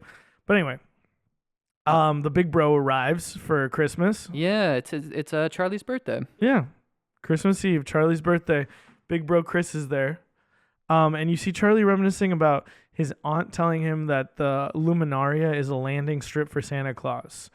And this is where you hear her say, wait here, I'm going to go get your birthday present. It'll be our little secret. Oof, yeah. That's right. And then the flashback with the aunt, yeah. And then Charlie and Chris are at the table. And Chris is talking about how much he misses his mom's cooking. He even says something about how he's starting to hate pizza, which I think is funny. Charlie asks him about school, and he says, I'm not as smart as you and Candace, but I'm doing okay. And then Charlie's like, dude, you're going to play in a bowl game. Like, he's just so excited for his brother, know, this football star. Kind of reminded me of Stand By Me again, Yeah, yeah. Older brother Shadow. And then Chris asking Charlie how he's doing. And he's like, is it bad tonight, Because it's the day that his aunt died. It's his birthday and the day that his aunt died. It's a lot of trauma. Yeah. My maternal grandmother, she passed away on my 27th birthday. Jeez. 27th birthday, and I remember I went to work, and yeah, I just like went to work, and I don't think I said it to anyone until like one person. I said, my grandma died today, and they're like, oh, I'm so sorry. And I'm like, yeah, I don't know how I feel. I didn't have a great relationship with either of my grandmothers. I have a step grandmother who's still alive, who is probably the closest I've ever been. But yeah, like last year, my paternal grandmother passed away, and it was very much a similar sort of thing of like, well, get on with today. All you can do. Yeah. Yeah. But again, also very complicated. But not as complicated as this, I guess. But maybe, yeah, I don't know. Your grandma, you're supposed to love your grandma. Your grandma's this like sweetheart, cookies and blah blah blah. My grandmas were not like that. But anyway. my one grandma was just like so mean, and she was just like so racist, and would just say, do I remember this one time I got in a fight with her, and I was like, this is the last time this is the last time we ever speak, the last time I will ever see you. It was nice to know you. Goodbye forever. And my dad, this is the one that passed away last year. My dad was like, please, please, please, will you go inside and talk to her? And I did. And so that wasn't the last time I ever saw her. But yeah, anyway. Well, it's nice you got to have that closure. Yeah. Yeah. I don't know.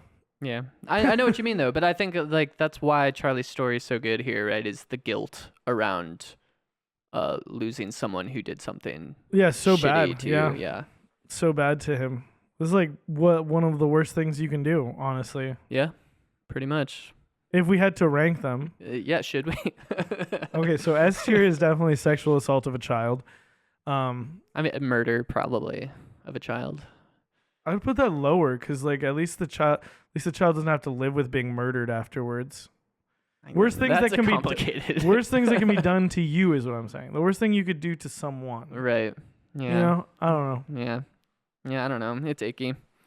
It is. Yeah. But Charlie's not picturing things anymore. He tells his brother, which is good. And if he is, he can just shut it off. Yeah. So that's why I felt like it is sort of like this thing of like intrusive thoughts that he's having. Yeah.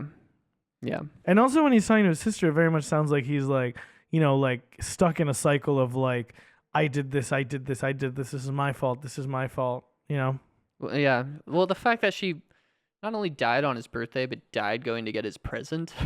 It's like, damn. And on top of all that, also was sexually assaulting him the whole time. Oof. Yeah. Big oof. Big oof. And then he tells him that he tells Chris, I'm going to ask Sam out on New Year's Eve. And part of me is like, oh, for a second they like pause on Chris's face and I was like, oh, is he going to like be like, Sam? Oh, Sam who? Like, and then we're going to have some like, I don't know. Dark history brought up. Yeah, who knows? But that didn't happen, thank God. And then they're at the Catholic midnight mass with the body of Christ that turned. I thought this was a fun little transition. The communion wafer turning into a tab of acid on his tongue. Yes. That's really good, actually. Yeah, and then he's like, how long does this take to work? And then we see him outside shoveling snow. He saw a tree that was a dragon. Yeah, and Sam can tell that he's like spiraling a bit and tries to ground him in a really cute way. These glasses will protect you. Yeah, and like looking up at the stars. Yeah, that was sweet. Should have given him a little glass of milk. That's the classic. Yeah. I don't think that works, right? I don't know. I mean, anything can work if you believe it works. True.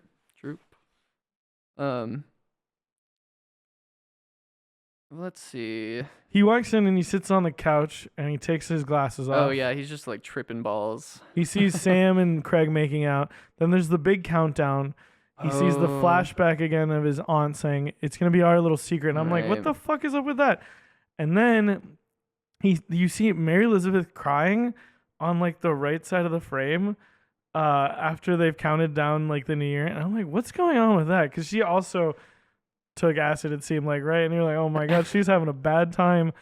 And then no one to kiss at New Year's, man. Maybe that was it. I don't know. It looked like she was crying or something. I don't know. She looked really upset. But I thought it was like, there's something like so much going on in these frames. Yeah.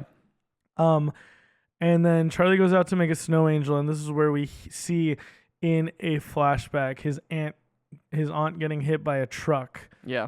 She drives off to get the present, and the present is a 7-inch of something by the Beatles on the passenger seat. Yeah. Yeah, that I thought that was a very heavy connotation that I didn't know what to make of exactly. I guess it's just maybe back to the idea of we accept the love we think we deserve, and he holds this love in his heart even though it's so like twisted, and hands it off to Sam. Yeah, yeah. Well, he hasn't fully dealt with it, right? Like Yeah, he hasn't come to terms with it. He just thinks of this as the most amazing person he's ever known. yeah, And she introduced him to this song, and the lyrics are about seeing the most amazing woman you've ever seen, right? yeah, And then that being sort of him feeling that way about her right. and having this duality of being introduced to it by this amazing person, right? But I then like the reveal Yeah, of it, I think, yeah, makes it. dark twisty layer underneath. Yeah, Yeah, I mean, because if you sing it like with like a menacing, like "There's something in the way she I can moves." picture them doing the trailer to that with the slow motion like Oh, you mean lyrics. like the shitty fucking like slowed down version the with a thing bunch they of do all the reverb. time? Yeah. Yeah. Don't wanna leave her now, now. Oh God, it is so scary, and it's just like a fucking, it's like the new Ring movie or something, you know? God, I fucking, that's such a funny trend, dude. Yeah, I don't like it. I again I like a bit on the nose, but like powerful imagery of him making the snow angel, just Yeah. laying in the snow, dealing with his trauma. Um, And then we cut to him at the hospital. yeah. Candace by his side. Did you notice they all have C names? Oh no. Candace, Chris, and Charles. Wow. There you go. Interesting. Christopher, I would assume. Yeah. And yeah, they found him in the snow at 6 a.m. And he's just like, yeah, I don't know, I just got tired. Yeah, Which they're is like, such "Are a good you on teenage drugs?" excuse. You know, he's like, "No." Yeah. It reminds I once the only time I've ever broken a bone was a bully was picking on me and I broke my hand on his head and I was just like, yeah, I tripped. Yeah, Yeah, yeah. yeah. Yeah, what do you What do you say? Yeah. This guy was fucking with me, so I fucked him up. You broke your hand on his head. Yeah. Wow, Yeah. wild. Yeah, I put him in a headlock, so I was just punching the top of his head. That's not where you want to punch someone. Damn, Got a boxer's break. Yeah. you broke your hand. Yeah. The bully broke your hand when you tried to bully him back. Yeah. That sucks, dude. Yeah. Uh, and then we have his mom asking him, "Are you seeing things again, Charlie?" And he goes, "Not really," because he kind of does say like, "Oh, I thought I was seeing something." She's like, "Are you seeing things?" And like, "Not really." And then nothing really comes of this. I guess other than maybe like in the background, if the movie was from the perspective of the parents, they're like, "Should we be worried about Charlie?" I don't know. Yeah. Back at the Rocky, no, never mind. At school, and he's wearing the suit. He's wearing the suit. Oof.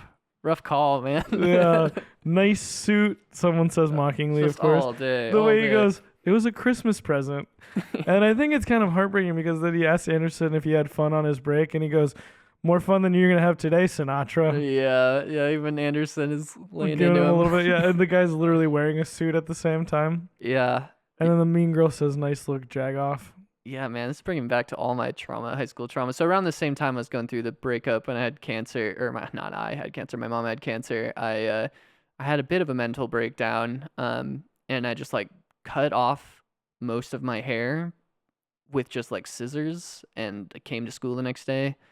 You're not gonna include the the thing that happened before you did it? Well, it was while are you talking about the album I was listening to? Yeah. Yeah, I was listening to In the Aeroplane Over the Sea by Neutral Milk Hotel. I mean, as cliche and as like cheesy as so much of this movie is, I don't know if it gets much cheesier than cutting your hair off to Neutral Milk Hotel when you're depressed. I met you when you were 16, and you introduced me to Neutral Milk Hotel, and I was like 19.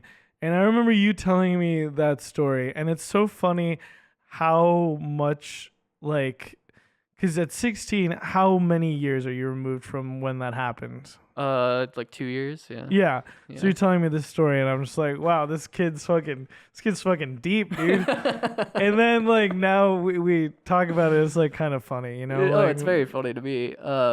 But yeah, I got, everyone gave me shit all day. But I was in a headspace where I just like didn't care. But I do remember there was one guy who like pulled me aside. He's like, I think it's really cool that you did that. and like I didn't know I needed that, but like it meant a lot.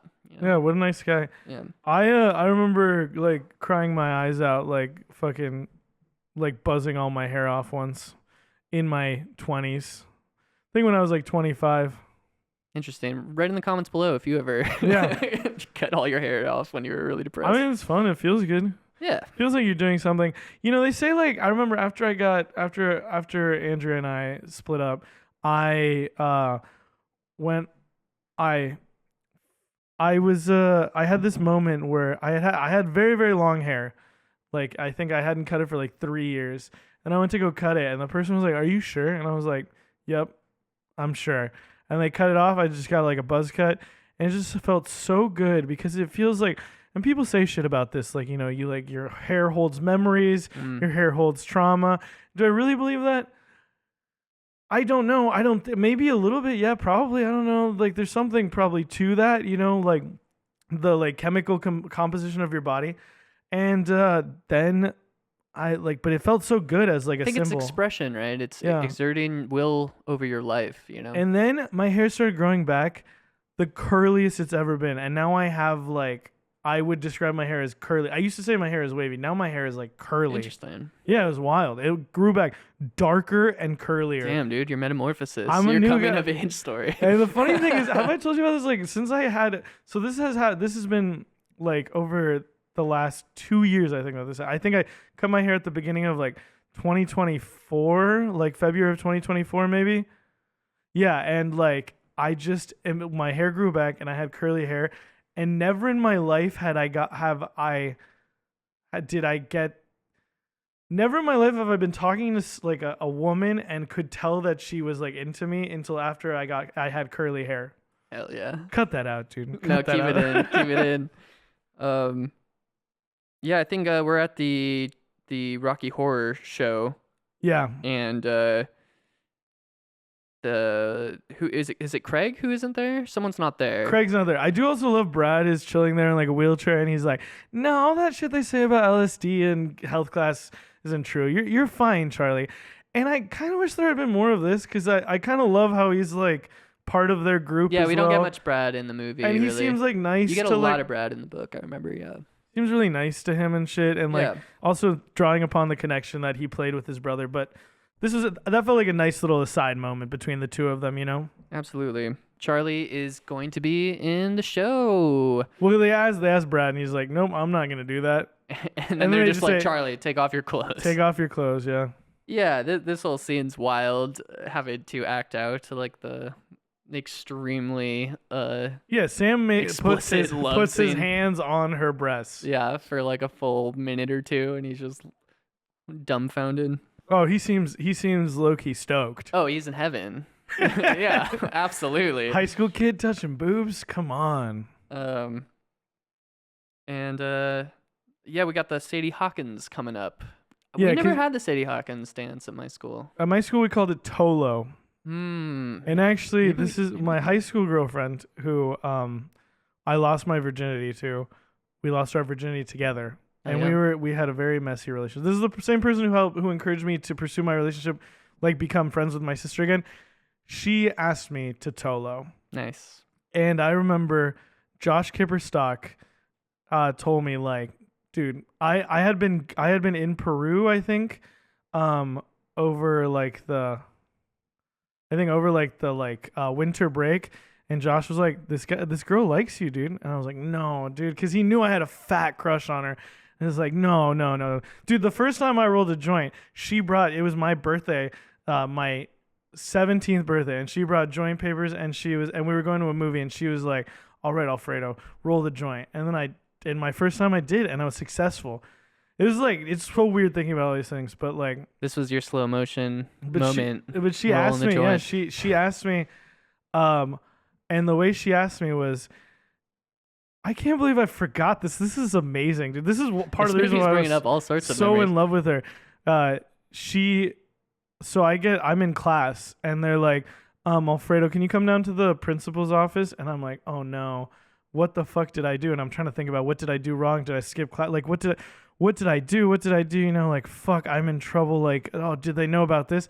And I walk into the office, and the assistant principal is like, "Hey, so we heard something happened, like," and I was like, "Wait, what?" And they're like, "Yeah, we heard that you did this, and like someone saw you doing this," and I was like, "No, no," or something like the lunch, like the lunch in the cafeteria or something, and I'm like, "No, what do you know?" And they're like, "Well, I have someone in this other room who they say differently," and I was like, "What?"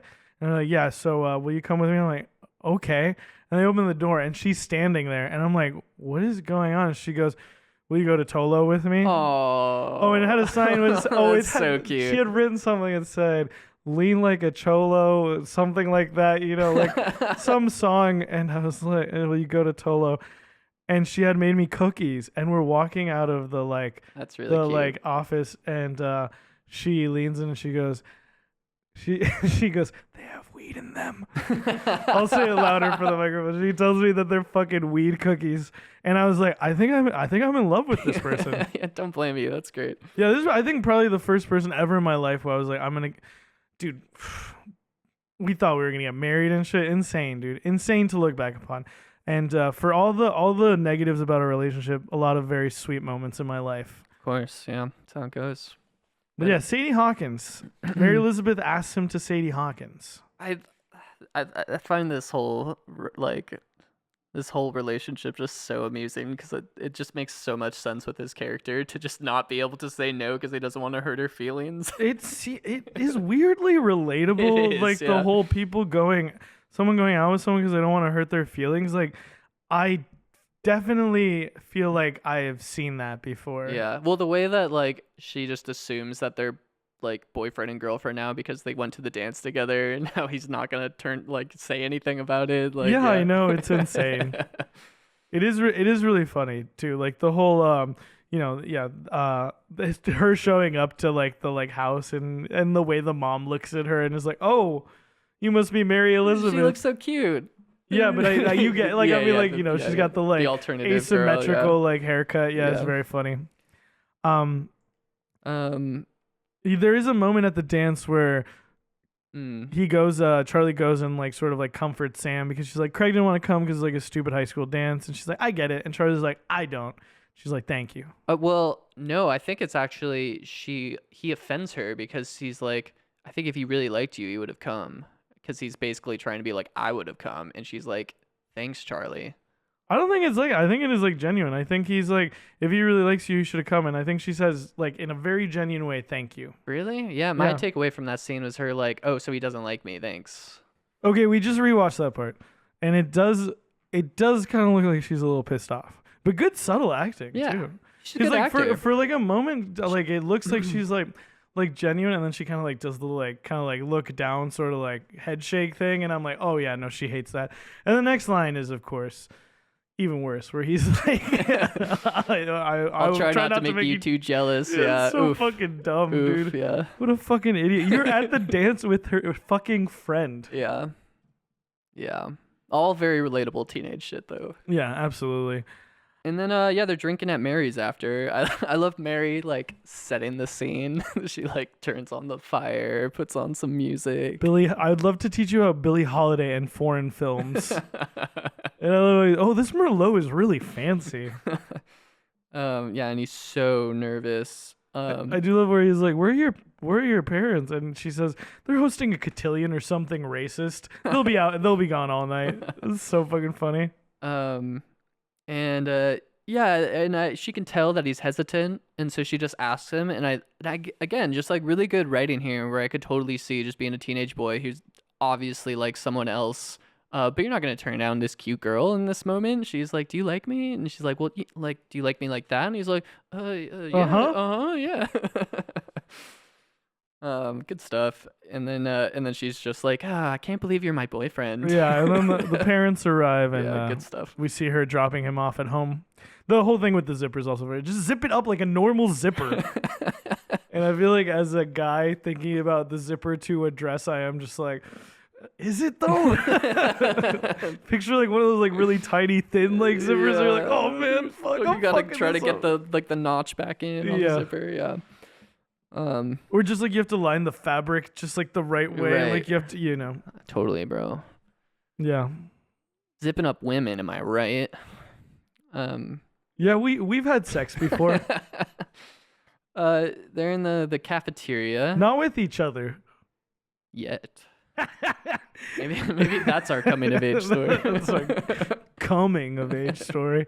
Um, then we have them at the. They're going out now, right? That's a little bit of like a montage of he's going saying out. he didn't want to hurt her feelings. No. And so he starts bringing her on double dates with Craig, and Sam.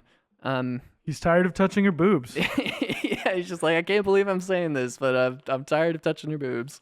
She makes fun of the books that Anderson gives him. Yeah. I do love the scene where they're going to go see the Cabinet of Dr. Caligari, first foreign film. Yeah. And then he goes, "Do you want butter on your popcorn?" She goes, "Vegans don't eat butter." And like, I feel like in the movie you're supposed to be like, I don't know, the context you're like, oh, okay, but it's like Charlie, like, you know, like No, your girlfriend. She's your friend. Even if she's not your girlfriend, she was your friend. You don't know the vegans don't eat butter. Yeah. Also, you're smart, dude. Yeah, I do make this mistake still to this day though. So just the other day, I brought over a bottle of mead to Derek and Keith's and Jordan's, and they're all vegan, and I was like, oh fuck, I forgot mead is honey. Yeah. Also, there's a lot of like commercially produced wine that isn't actually vegan because they use egg whites for fining. Mm. But one time I mentioned that to someone, a vegan person. They're like, and they were like, no, it's fine. And I was like, okay. Yeah, I mean, people care about it to varying states.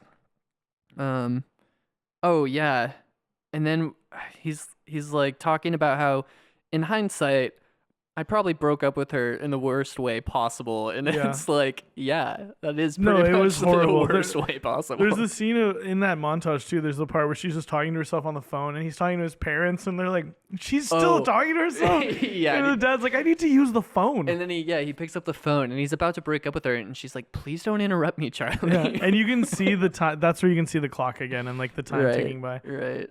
Ugh. But yeah, this scene hurts. I hurts. stopped watching it. Like I had to pause and be like, okay, like psych yourself back up to watch this. But essentially, they're playing Truth or Dare. Bob dares Patrick to kiss Alice. Well, first it's truth. No. No, it's his like imagination. No, first it's Bob daring Patrick Oh, to I kiss see. Alice. I'm sorry. I thought we were on Charlie. And then Patrick asks Charlie Truth or Dare. And there's the imagined moment of where he goes truth. And he's like, how's your first relationship going? And I love the way that Patrick like says, how's your first relationship going? You know? And yeah. He's just like, I just want to die every day. It's so bad that I keep fantasizing that one of us is dying of cancer so I don't have to break up with her. And I love the look on her face. It seems like it's not clicking. And the way that then you hear him go, Charlie, truth or dare, you know, again. And yeah, and like, it's funny because I remembered something like he does something foolish, and he just told you he's gonna do something foolish. So I thought that was actually what happened for a second. I'm like, oh my god! But then honestly, it's like almost even worse. No, it's worse. It's absolutely worse. With the first one, actually, he's like being honest and shit. But then, come on, dude. Like he says, I dare you to kiss the prettiest girl in the room on the lips. And then he kisses Sam, and I love Patrick's like, oh, that's fucked up. Yeah. Yeah, it is fucked up. And then they say, what the yeah. hell is wrong with you? Sam says that to him, I think. Yeah. God, Yeah. what a fucking idiot. And the worst part about it is like, this is also very relatable. Like you just do something really dumb, And it right? ruins your friendships. Yeah. Yeah. And then like someone who like you really like fuck with like is just like not in your life anymore. And it's one of those things where a lot of stories do stuff like this, and I'm like, okay, come on, guys, you can forgive him. But in this one, I'm like, yeah, I get why they don't want him around for a couple weeks. Like, that's pretty rough. He's the new guy in the group, and he's caused all this drama. Yeah, well, I think it's not just a couple weeks. I think it feels like they're kind of like, I think they say that, but I think they're kind of feeling like Mary Elizabeth is probably feeling like, I don't want him around ever again. Yeah. And then she starts dating someone else and is like, okay, whatever, you know. And I know that this scene is hard for very, you. Yeah, very good.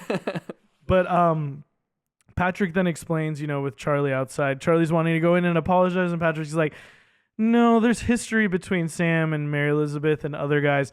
Again, another very, I feel like I've definitely seen that before. Yeah, just like, everyone likes her instead of me. Like, very relatable feeling.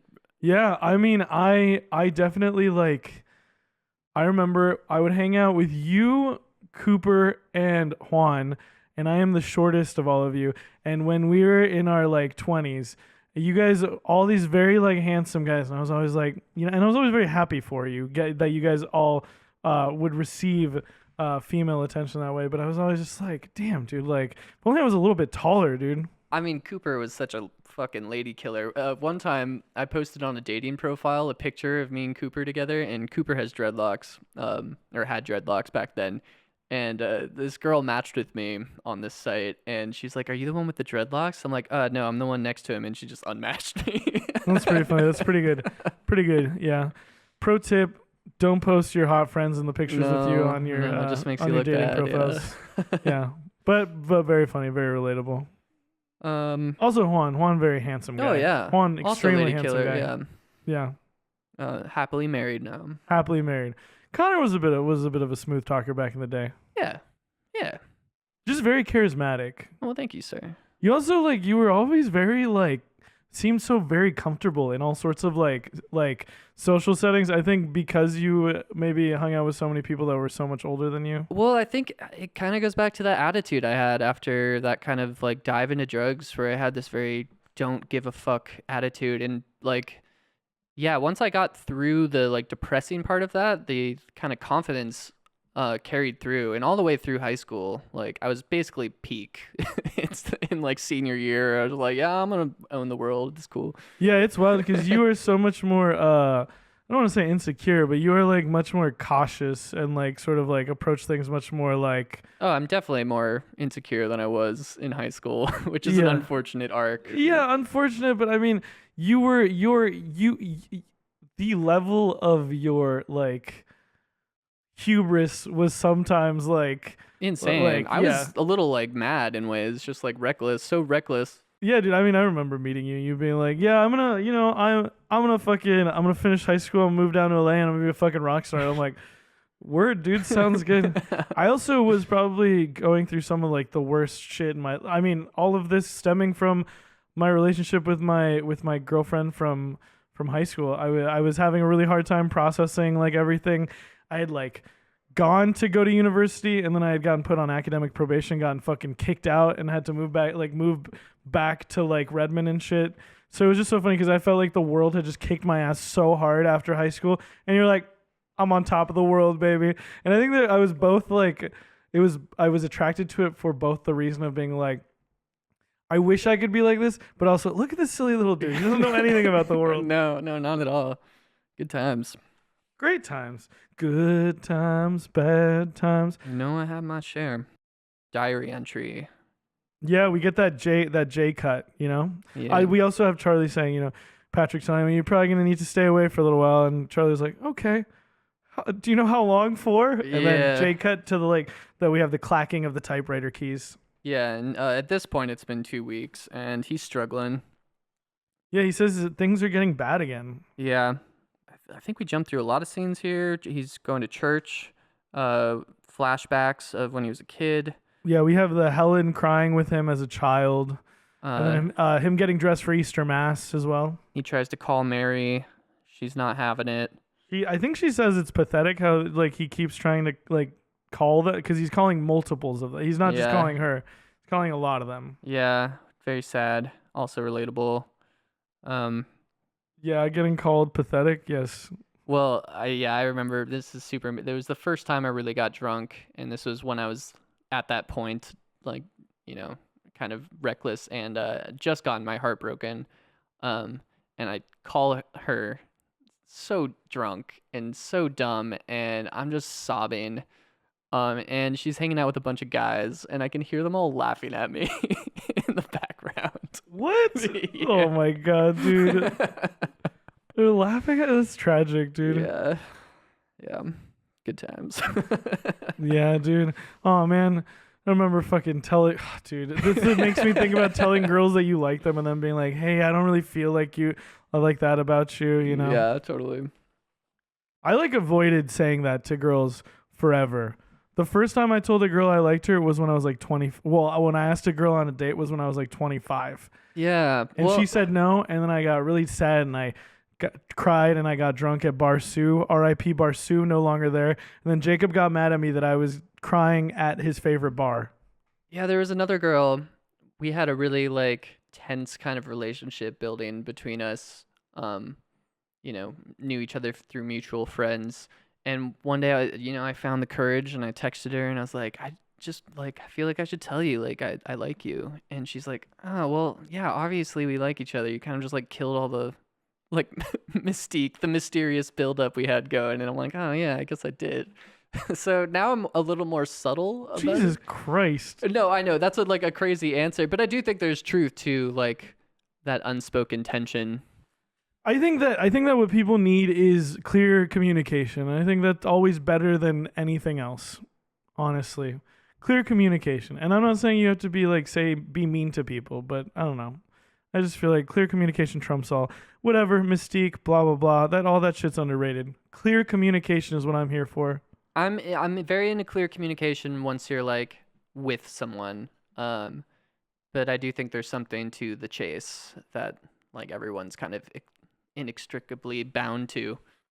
Yeah. I mean, I don't know. I guess I just find that tedious and kind of frustrating sometimes. Yeah. And it's because I think people focus so much on the good feeling of that, but there is this like thing in my gut whenever that's happening where I'm catastrophizing of like, they don't feel the same way about me. And once they know how I feel, this is gone forever. Right. And that's what has almost always happened. Yeah. Yeah. No, I mean, I think that's part of it, right? Like, I think everyone kind of wants this perfect love story. And you know what happens in those love stories? They don't kiss until the very fucking last page or whatever, like the feelings aren't made clear and it adds all this. No way, dude. Sex at 60. It'll happen in the middle of the story a lot of times. Sure. Actually, a lot of times in romantic comedies, they get together in the middle of the movie and then something like a speed bump comes up and then they like get split up and then they go back together. For sure. At the very end, you have the scene in the the airport or whatever. Right. But we have like the flashbacks to Helen's funeral in the church as well as he's like at Easter Mass. But eventually we do see him buying weed from Bob. And Charlie he's saying, I think there's something wrong with me. And then Bob asks if he's talked to Patrick at all. And he says, no, I'm on the outs with them. And he tells him that he tells Charlie that Brad's dad caught Patrick and Brad together. Right. Yeah. And then we see at school, Brad's face is all fucked up. Everyone is talking about how he got jumped.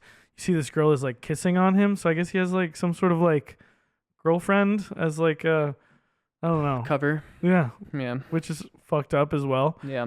Very common. You see Patrick is also is upset and Charlie tries to comfort him and Patrick says not now, just like pushes him away. And then in the lunchroom, this scene is fucking wild, dog. Yeah. The fucking one of Brad's friends trips Patrick. The big confrontation, Yeah. And Patrick's just like, well, you're not going to say anything to your friend who just tripped me? He calls him a gorilla too, I think, or an ape or something, which is funny. Yeah. And it's just like a really sad way it all comes down where Brad is just resisting. Playing it off, saying like this fixation you have with me. And Patrick saying, oh, do they know how you got those bruises? Got jumped at a parking lot. Oh, a park? Like Shenley Park, which is, I think this park in New York where I guess he refers to it as the Fruit Loop later on. I don't know if it was in New York. Maybe it's somewhere in Pittsburgh because I think they're in Pittsburgh. Mm-hmm. Maybe like the city itself. Right. Yeah. And he calls him nothing. Yeah. And then he's willing to let that go. Well, Patrick says to him, he says, tell your dad I said hi. Yeah. And then he calls him the F-bomb. Yeah. The gay F-bomb.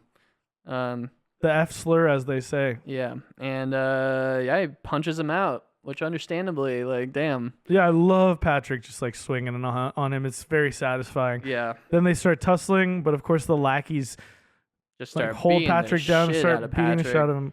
And Charlie just... He goes Super Saiyan on these motherfuckers. I love it. It is really wild, though. He just like blacks out. Yeah. Well, he has so much rage inside of him, and it just all comes out in this moment. And I love how we don't see what happens. We just see all of them on the ground, and everyone's staring at him. And in that moment, I mean, Sam says that she's not scared of him, but in that moment, Mary Elizabeth, Alice, and Sam look scared of him. Yeah. And then his hands are all fucked up. Yeah, they're all. And then he like picks Patrick up, and he says, touch any of my friends again and I'll blind you. Yeah. Holy shit. Yeah, that's a fucking bar. That's fucked up. Awesome. It's fucked up, dude. I think it really spoke to the darkness within him. Yeah, exactly. Yeah. It's definitely one of those moments that you were talking about, like, in Boys in the Hood a little bit, where like when he gets revenge for his brother. Oh yeah. Where it's like Cathartic, you're like but not cathartic. You're like cathartic. You're cheering for it, but it also like there's something about it that feels wrong. Yeah. This one obviously he didn't kill anyone, but it feels scary. Yeah, very scary. Yeah, it feels like that monster shouldn't be inside you, Charlie. Yeah, I do. I do love the next interaction where they're in the office and Brad tells Charlie, "Thanks for stopping them," and Charlie's just like, "Sure, Brad." Just like, "Fuck you, dude." Yeah. Fuck you, man. Yeah, but a good realistic moment for him with the concern and everything. Yeah, absolutely. And like, I mean, I can see the argument like, well, everything that Brad has gone through, like, he needs to deny being gay even more because he doesn't want his dad to have any excuse to beat the shit out of him. Because he's gay. Like, yeah, that's trauma. That sucks. But that's still also like, there's no reason why you couldn't be like, hey, don't like make fun of that person, right? Yeah, that's think where it's cowardly. Is one of the things that I love about the movie 21 Jump Street is that it kind of like capitalizes a little bit on how things have like changed a bit. Like, where like people don't really like think that's cool anymore and shit. And I love how the popular kids, have you seen that movie? No. The popular kids are like super quote unquote woke. They're very like politically correct. And like I think even like Noah Hill tries to like be like edgy. Yeah, and they're like, that's not cool, man. Like and I love that about it because I mean, sure, people still get bullied and stuff, but that's one of the things that doesn't super resonate with me watching the movie. Is like when I was in school, like you saw somebody like trip something like that, you'd be like, what the fuck is your problem, dude? Yeah. Like, well, that's what I was saying about like junior high versus high school. I feel like people had more etiquette by the time I got to high school. But I've heard all sorts of stories, so I think it just depends what school you went, what time depends you went on to. a lot of things for sure. And then also like where you live and what the like, because I'm sure living somewhere more rural where people are very conservative, that. And being, struggling with your sexuality. Yeah, I mean, of course. Yeah, I still definitely had some tense encounters where, like I remember one time I was in the cafeteria and some other table was, like, putting shit on the back of, like an acquaintance of mine who's sitting on the other side of the table. And I just called out. I'm like, dude, what the fuck are you doing? And because I called him out, that immediately raised tensions where now they have to like show up that they're, alpha or whatever. Yeah. So it almost turned into a fight between two groups of people just from like some stupid picking on someone moment. Yeah, for sure. Yeah, for sure. Absolutely. Yeah, I mean, I got called all sorts of stuff. For sure. Got called the F slur before for sure. Because I like to wear tight pants. Yeah. Like to wear those tight pants and listen to punk rock. Yeah. I feel like I kind of was in the mind state to glide through that shit in high school, but I definitely like saw it happening to people around me all the time. So then Charlie's walking out of the school and everyone's staring at him. Sam is waiting for him, asking how he's doing, and he says that he keeps trying, but he can't remember what he did. And she's like, "Do you want me to tell you?" And he says yes. And I feel like then we're going to get, like, I almost picture like, oh, are we going to go back and see what happened? But no, she's just like, you saved my brother. This reminds me one time, and this is early 20s. I was at a bar, and I almost, like, this guy was just like, just a really aggressive drunk. And he was getting kind of like confrontational with me. And I just started relating to his anger. Like, oh yeah, do you like see red? Like that totally happens to me sometimes. And like totally like fix the situation for whatever reason. He was just like, yeah, dude, yeah. And now that guy is me. Well, I wasn't gonna call you out, but no, that's not true. I don't get in fights. I don't do that shit. No. I am a verbal abuser. No, I just if if it escalates to like something physical, I'm like, this is childish. There's nothing to prove here. Like if you want to have a discussion about it, if I get pissed off, I will fucking tell people like, fuck you, you're a fucking piece of shit. Like your mother wishes she never fucking had you type shit, Yeah. But like, I'm not gonna lay hands on someone. Hell yeah, brother. I mean, if there was a need to defend someone, Yeah, sure, that's but like, different. That's different. but yeah, I don't. It's your pride versus protecting someone. Yeah, I don't. I've never been in a fight before. Ever. No, Good on you. I guess. I mean, yeah, that's great. I mean, that means you're good at de-escalating. I told a group Problems. of people I was in. I told this group of people I met about that, and they're all from like Eastern Washington, and I remember one of this girl. She goes, I think getting in fights builds character," and I was like, "What?" And they were all just like, "Wait, you've never been in a fight before?" And I was like, "No." Man, you know what's funny is, well, it's not funny. It's shitty. I'm remembering another time. It wasn't even a fight. It was just punches. But the same kid that I was protecting, who like they were putting shit on his back a few years earlier. I can't remember why. He was doing something that annoyed me, and I punched him in the arm.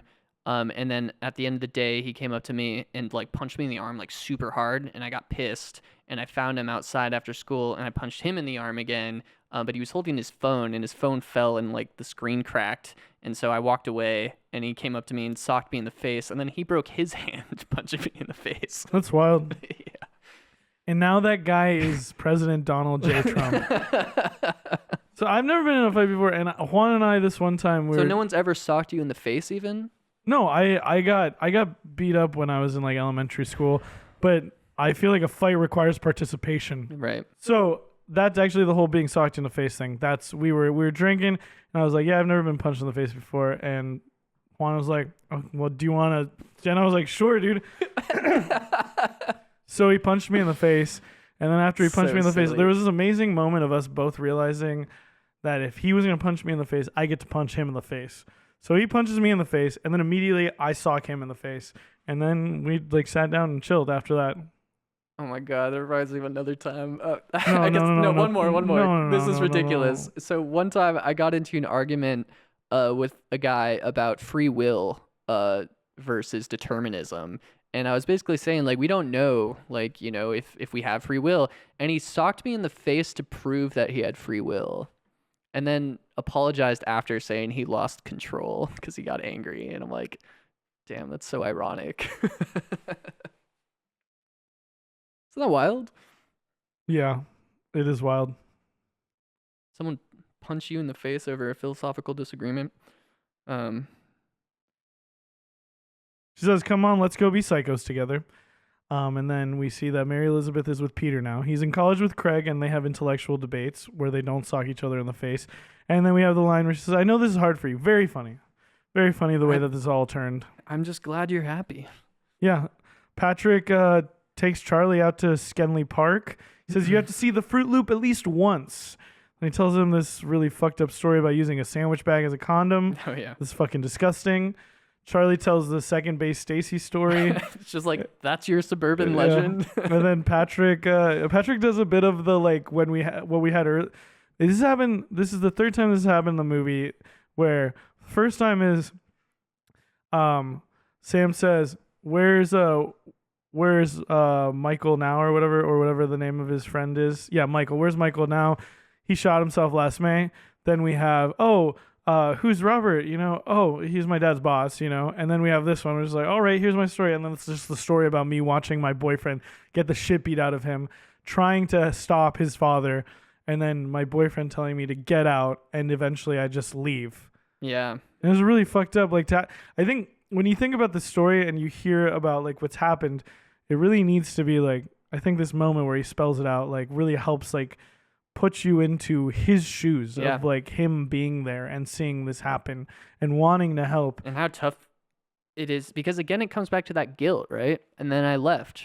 Yeah, exactly. And there's this weight to that. Like, you shouldn't feel guilty. Like, that's what he told you to do. Yeah, what were you going to do, Yeah. Yeah, good stuff. And he asks, why can't you save anybody?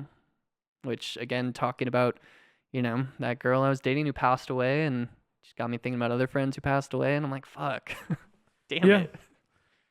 Yeah, you can't, I think Sam is going to say something really like that I think really works to kind of like later on in a little bit actually. But we have then, we hear that that Charlie's spending a lot of time with Patrick.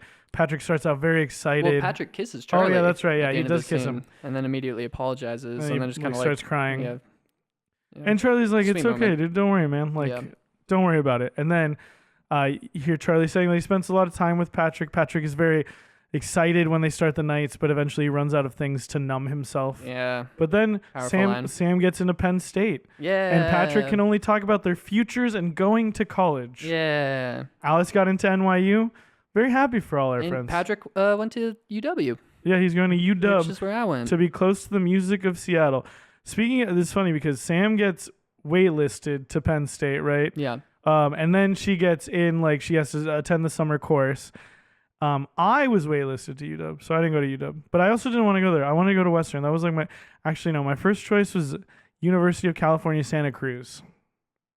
And actually, my ex-girlfriend from my senior year of high school, she used to call me my UC Santa Cruz boy because I got in, Nice. but it was $40,000 a year. Yeah, I was gonna say, like, so expensive going out of state. Yeah, insane. And I had gotten a scholarship to like Western, not a full ride, but I had like some money, you know, because I got the multiculturalism fucking scholarship because I wrote an essay on multiculturalism. That's awesome. Yeah, I have a couple cultures within me.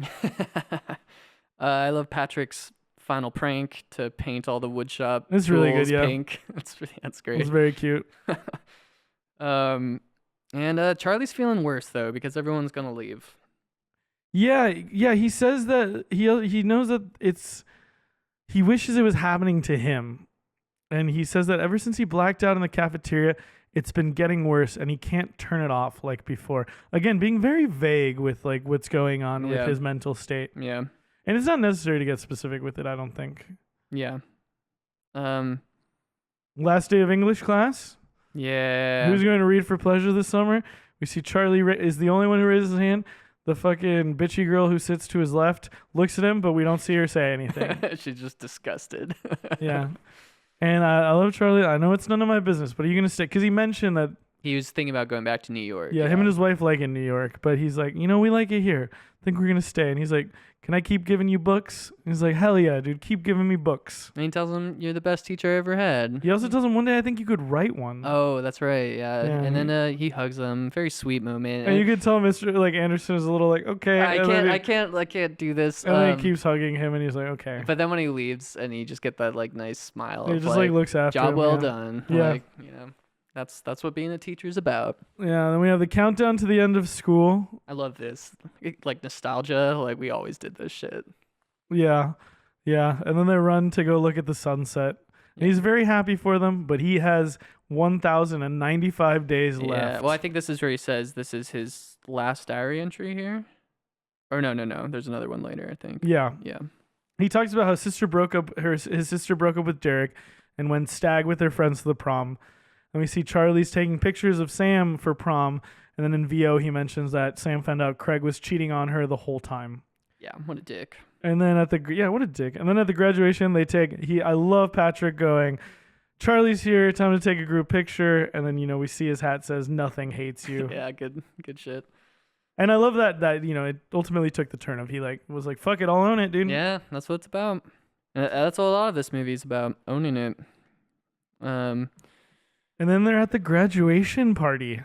Yeah. And he mentions how in the tunnel is the first time he felt like he belonged. And he wanted to tell her that. Yeah, that's really sweet. And he gives her a bunch of books. He gives her his books. All of his books, basically. She says, Charlie, are these your books?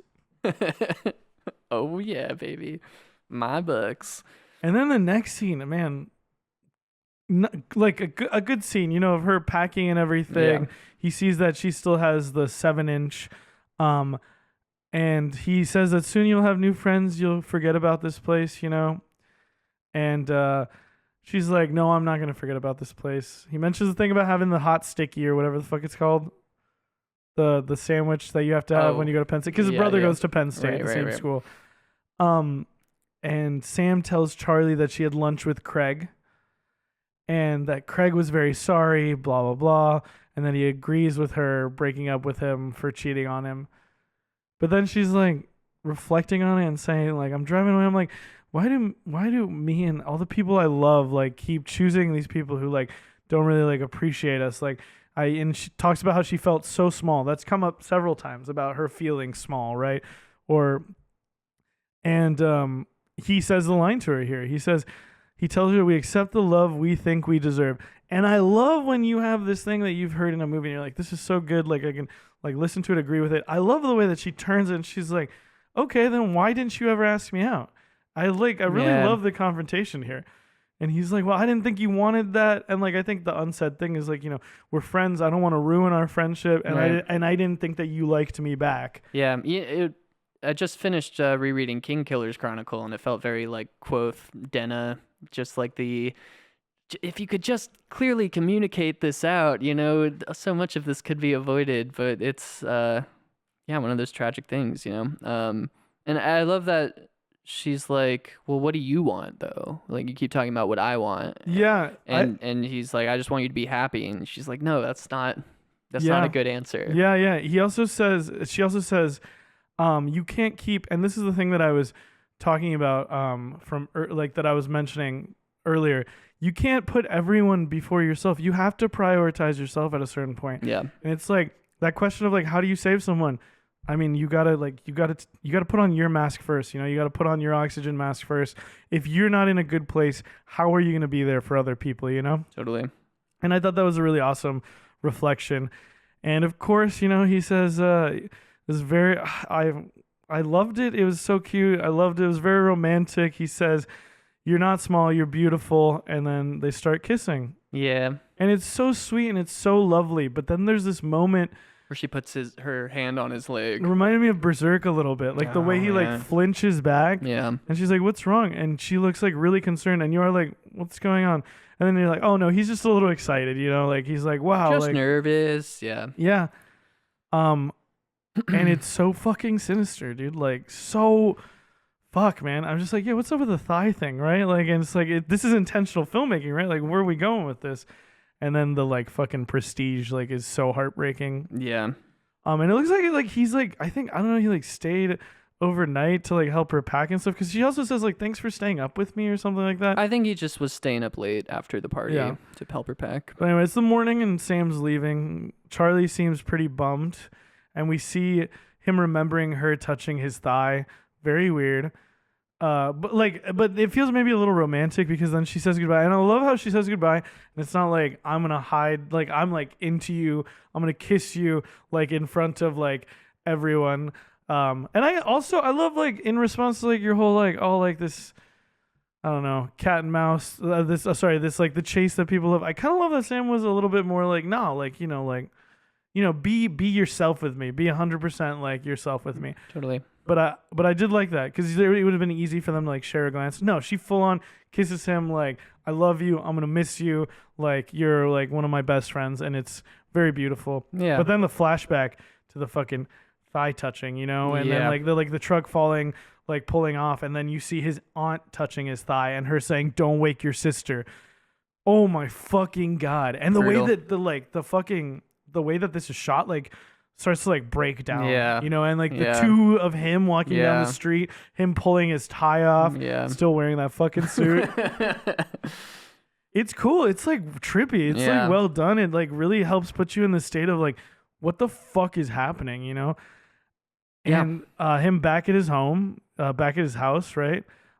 Crying at home, saying he thinks it's his fault that his aunt died. He calls Candace. Well, he says it out loud first, and then Oh. he calls Candace, and then he's like repeating it to her, and Candace immediately well, I think she like smoking a joint, and she puts it out to talk to her brother. Yeah. Responsible. Yeah, at first she's like, "Ugh, my brother," and then immediately, I love that that sister protective But quality also, coming like, in. she could have been like, also like, there's the first acceptance of like, I'm going to talk to him no matter what, right? Like, where she could have told her friend, tell him I'm busy, or tell him I'm in the bathroom or whatever. No, she's like, okay, I'll talk to him. And then, she's like, what does he want? And then immediately she's like, call the cops and tell them to go to my house right now. Yeah. Which is very wild as well. But I mean, I guess I can see where she's coming from. Yeah. Yeah, I mean, she's probably heard him talk like that before, and I'm guessing there was an attempt before, but... Or something, right? Yeah. Something. And then, Yeah, you see the way this part's done is Yeah. really well done as well. Just like he sees the cuts on Aunt Helen's wrists, And and then he's in the the kitchen. slow burn of the way the scene is like him putting his hand in her hand because she's like Yeah, sad, and then her turning her hand like this to hold his hand, and then you see like the scars yeah, and then the knife on the and kitchen table, and those like fucking down her fucking like vein too, yeah, like, you know. yeah, yeah, brutal. And we cut to the hospital, Yeah, and we have Joan Cusack as the doctor. and uh, the doctor's basically discussing with him. Wait, I just want to say Joan Cusack, sister of John Cusack, who played Gordy's older brother Oh, in fucking Stand By Me. wow, okay. Crazy. But yeah, I mean, they basically get to the heart of it here. Like, they know he was talking in his sleep about his aunt and stuff, and they know that there's something going on there. Yeah, the doctor asked specifically, "What about your Aunt Helen?" Right? Yeah. But one of the things that he says this thing about how he sees the pain in everyone and he wants to make it stop. And she's like, "What about your pain?" And he's like, "No, other people's pain." And she's like, "Okay, what about your Aunt Helen?" Love that, right? Like, because Yeah. he's so, even someone who's this emotionally intelligent, right, still can have so much trouble getting to the core of. I think that's often the case. Yeah. Yeah, I mean, it's so much easier to look at everyone else's life around Absolutely. you than your own. But yeah, he basically says, like, she was insane, Yeah. which is his first real, like, He says, "Look, you need to look. She was crazy, right? She was Yeah. insane, you know." And I love the doctor saying too, like, you know, because it's hard, right? Like for him to, and she says, "If you want to get better, you need to talk about it." yeah. And I thought that was nice line, and she seems very like warm. Like the Yeah. performance is so well done, like just very like, and it's a short performance, so you really need someone to just like come in and like bring it, right? Yeah, totally. And then he talks about being in the hospital for a while. I think this is the final diary entry. There were some very bad days, some unexpected beautiful days, and then you see the letter from Sam. And I did pause it to read it, and it was very nice. I read it. Me, I read it as well. Yeah. Yeah. The worst day was when his parents found out. The best days were I wonder the visitors. whose sister that was. Like which of them? I took I it was to be the wondering too. dad. He looked because the of most guilty. the reactions. Yeah. That must be one of like the most like horrifying things to like find out that like one of your like. Especially like they're dead and you want to hold them in this special place in your heart forever, yeah, and there's dude. no way to ever address that with them again. Like, yeah, that's My family horrible. means so much to me. Like I trust my sister so much, you know, and we may bicker and squabble, all four of us. We may not all agree with like things, but like my heart would break, and I don't think I could ever like come back from like if I found out. I don't think you could ever fully come back from I that. Yeah. if I found out that someone like one of those three people who I hold dearest to me had done something like that, dude, it would. Yeah. It would, yeah. I mean, dude, just thinking about it right now, I'm like fucking. My eyes are like welling up. I can't think of it. It's like just, and then having that moment and like putting myself in the perspective of like his parents and just like we trusted her to take care of him, and like she fucking betrayed us, but also she was not well, right? Like, Well, it's and that she's cycle, gone now, that you know? cycle of abuse that Yeah, keeps it's coming fucked. up. You know. Yeah. So fucked. Yeah. There's that good line here, where we choose where we go, not where we came We can't from. choose where we come from, but we can choose where we Yeah, go that's from it. there. Yeah. Very similar to the question that the Alethi King asks of his brother in the first Stormlight Archive book. What is the most important step a man can take? That is the next step. Hell yeah, brother. I love that. Dude, fuck. Those books are about trauma, dude. Yeah. Those books are about trauma. Very beautiful. Also, shout out Wembanyama, the player, Victor Wembanyama. He loves basketball player. He loves fantasy. Loves fucking. He's been seen reading fucking Brandon Sanderson books before basketball games. Recently saw a picture of them meeting each other. It was fucking that's great. awesome. Love And I was that. like, dude, two of my favorite things colliding. This is awesome. That's awesome. Yeah, then we get the dinner at home, and I love that Charlie is the one I do who- also like that. Yeah, go ahead. That Charlie and they mentioned Charlie and Candace come and visit him. Like, I love seeing that again. Like, you know. Oh, yeah. Yeah, those were the best days, right? Yeah, and they're like playing cards together. Very cute. Yeah. Um, and yeah, they're at dinner at their house, and I like that Charlie is the one who kind of like breaks the tension. Yeah. I forget what he says. He's asking about hockey. Yeah, and he's like, "What do Canadians call pucks?" He says, or "What do the whatever?" hockey players call the puck?" And he Oh, says, "A biscuit." And Canada's like, "Are you sure it's not a goddamn biscuit?" Right. Because he had asked him about the Penguins. How do you think the Penguins are going to do? Something about goddamn defense, right? You're cruising for a bruising, and it's like Again, just like business as usual. really good natural writing where everything's so tense, and then something very Yeah. simple unwinds the tension. Atmosphere just like lightens instantly. Yeah.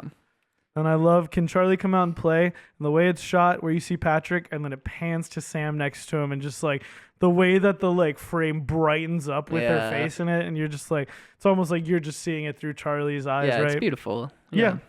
Um, Then they're at King's, and Sam's roommate Katie has the best taste in music. She found the Tunnel song. yeah.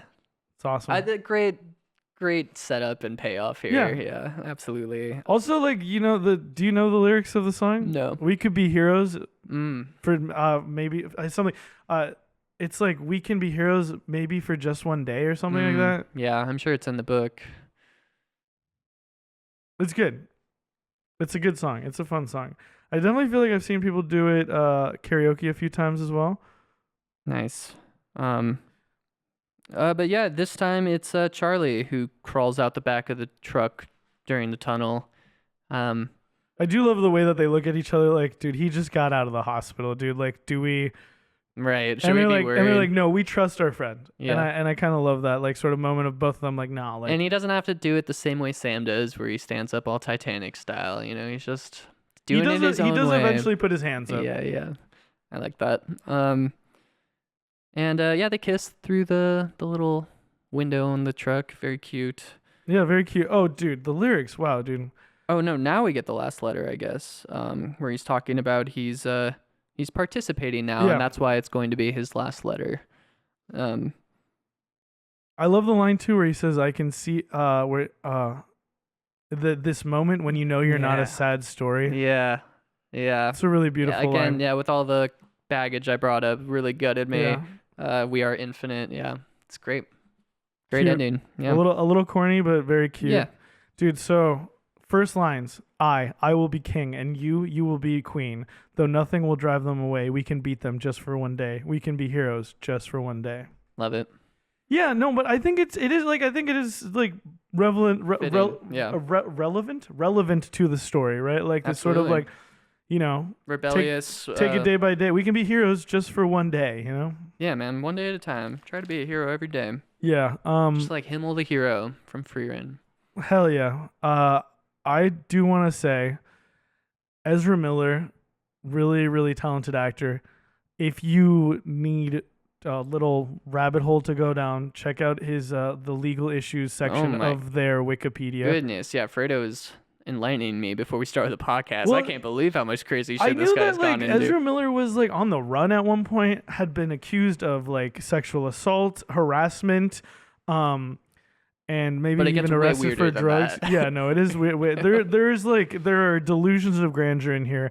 But yeah, kind of like sad with the context of like the like film and everything as well. Yeah. And also thinking about Stand By Me. And Yeah, I think that's what I was thinking of. I think part of it is like with acting and telling stories, like part of it is like that, like you have to have some of that darkness or that pain in you, right? Right. I mean, darkness from pain. Yeah, right? I'd say like, artists in general.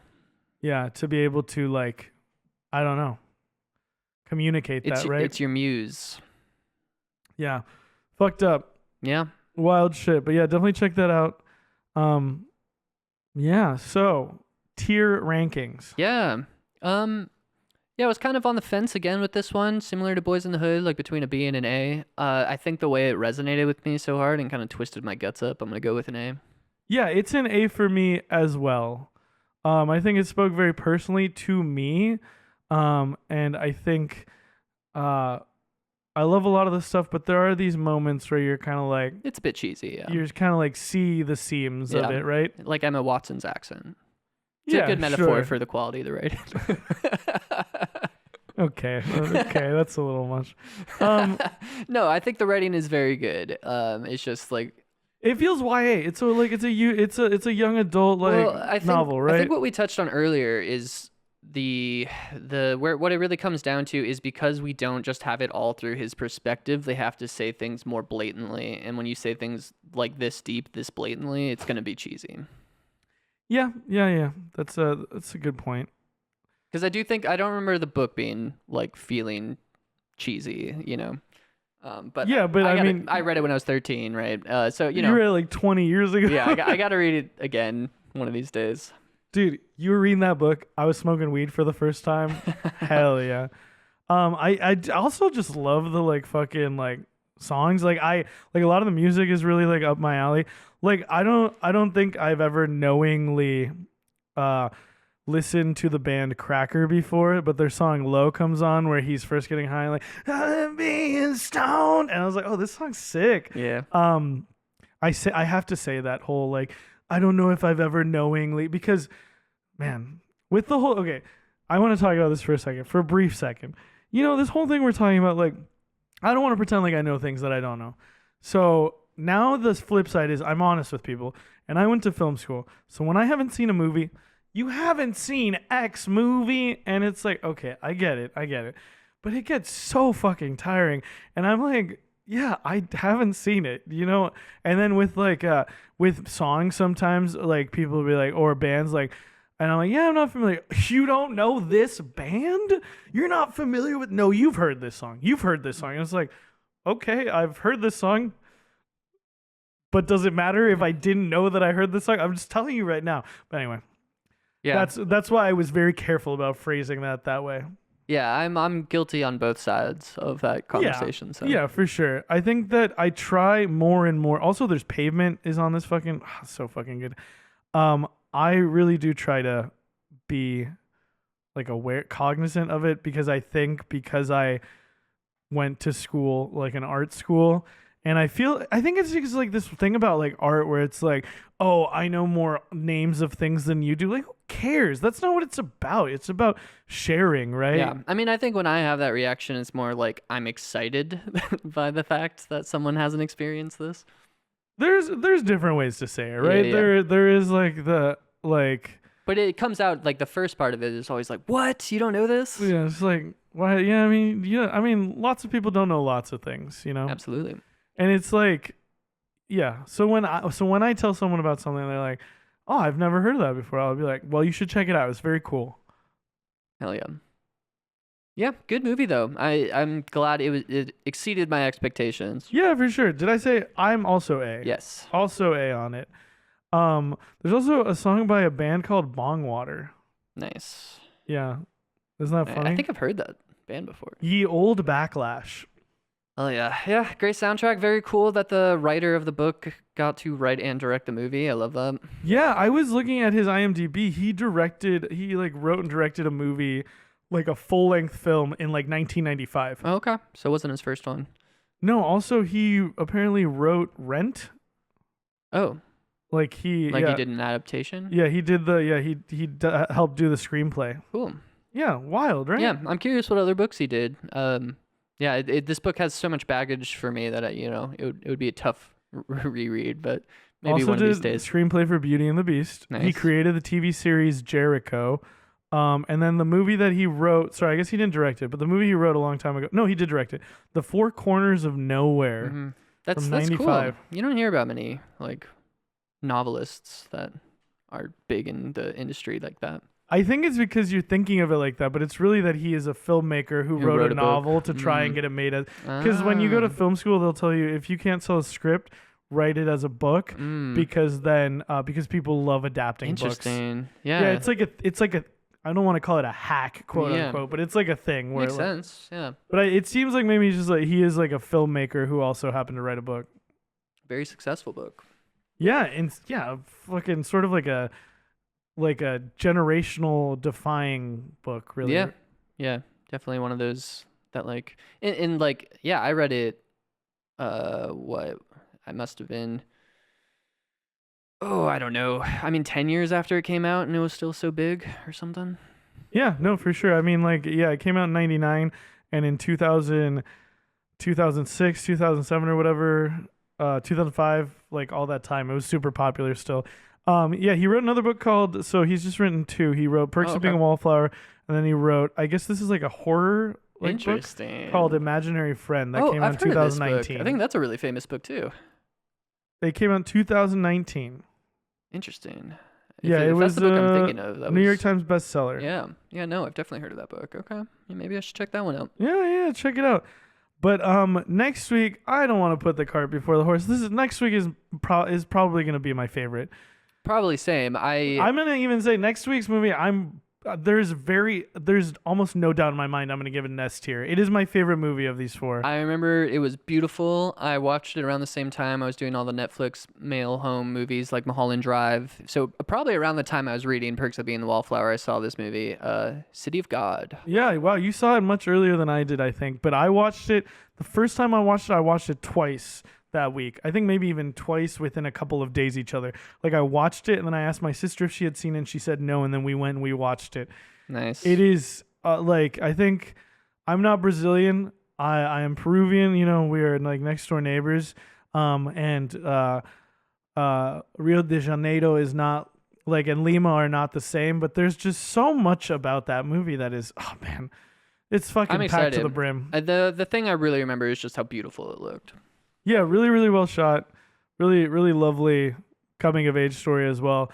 I think honestly gonna be a really cool blend of Perks of Being a Wallflower and Boys in the Hood. Like I can see that. Yeah. Yeah, I love it. Yeah, I'm excited.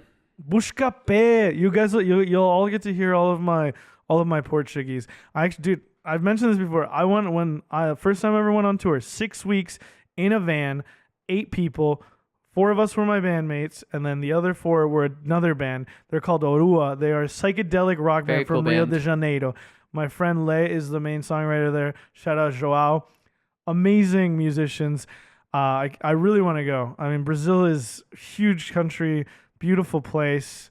Yeah, I'm so excited. Very excited. You know, doing a foreign language film too. Yeah, no, I'm excited. I think Brazil! It's gonna be great. Yeah, and just it's cool to. Like, you know, coming back to Perks of Being a Wallflower after so long and seeing it with such a different lens and it kind of untapping all of these dark things in my heart that I hadn't touched in a long time. It's like, yeah, there's something to return into these things you've seen once, you know? Yeah, absolutely. Yeah, for sure. City of God will definitely hit you in the feels, talking about first loves, smoking pot for the first time, you know, going to parties and stuff. It's going to be great. Hell yeah. Yeah, I remember there's quite a bit of violence, which, you know, that's... there is a lot of gang violence, that's, you know... High tension, high stakes. But again, the main character is one of these people sort of on like the sidelines. Yeah, trying not to. Oh, but yeah, there's little Jay, Pequeno Jay. Oh my God. Yeah, he's insane, dude. I think I remember that. Oh, I fucking love it. But yeah, thank you all so much. As we always like to say, like, comment, subscribe. Tell your friends you love them. You know, be there for people, but also be there for yourself, you know? And accept the love you deserve. Yeah. Deserve that love. You deserve it. You deserve it. You deserve that. Be good to yourself. Be good to everyone else. Yeah. Yeah. Be excellent to each other.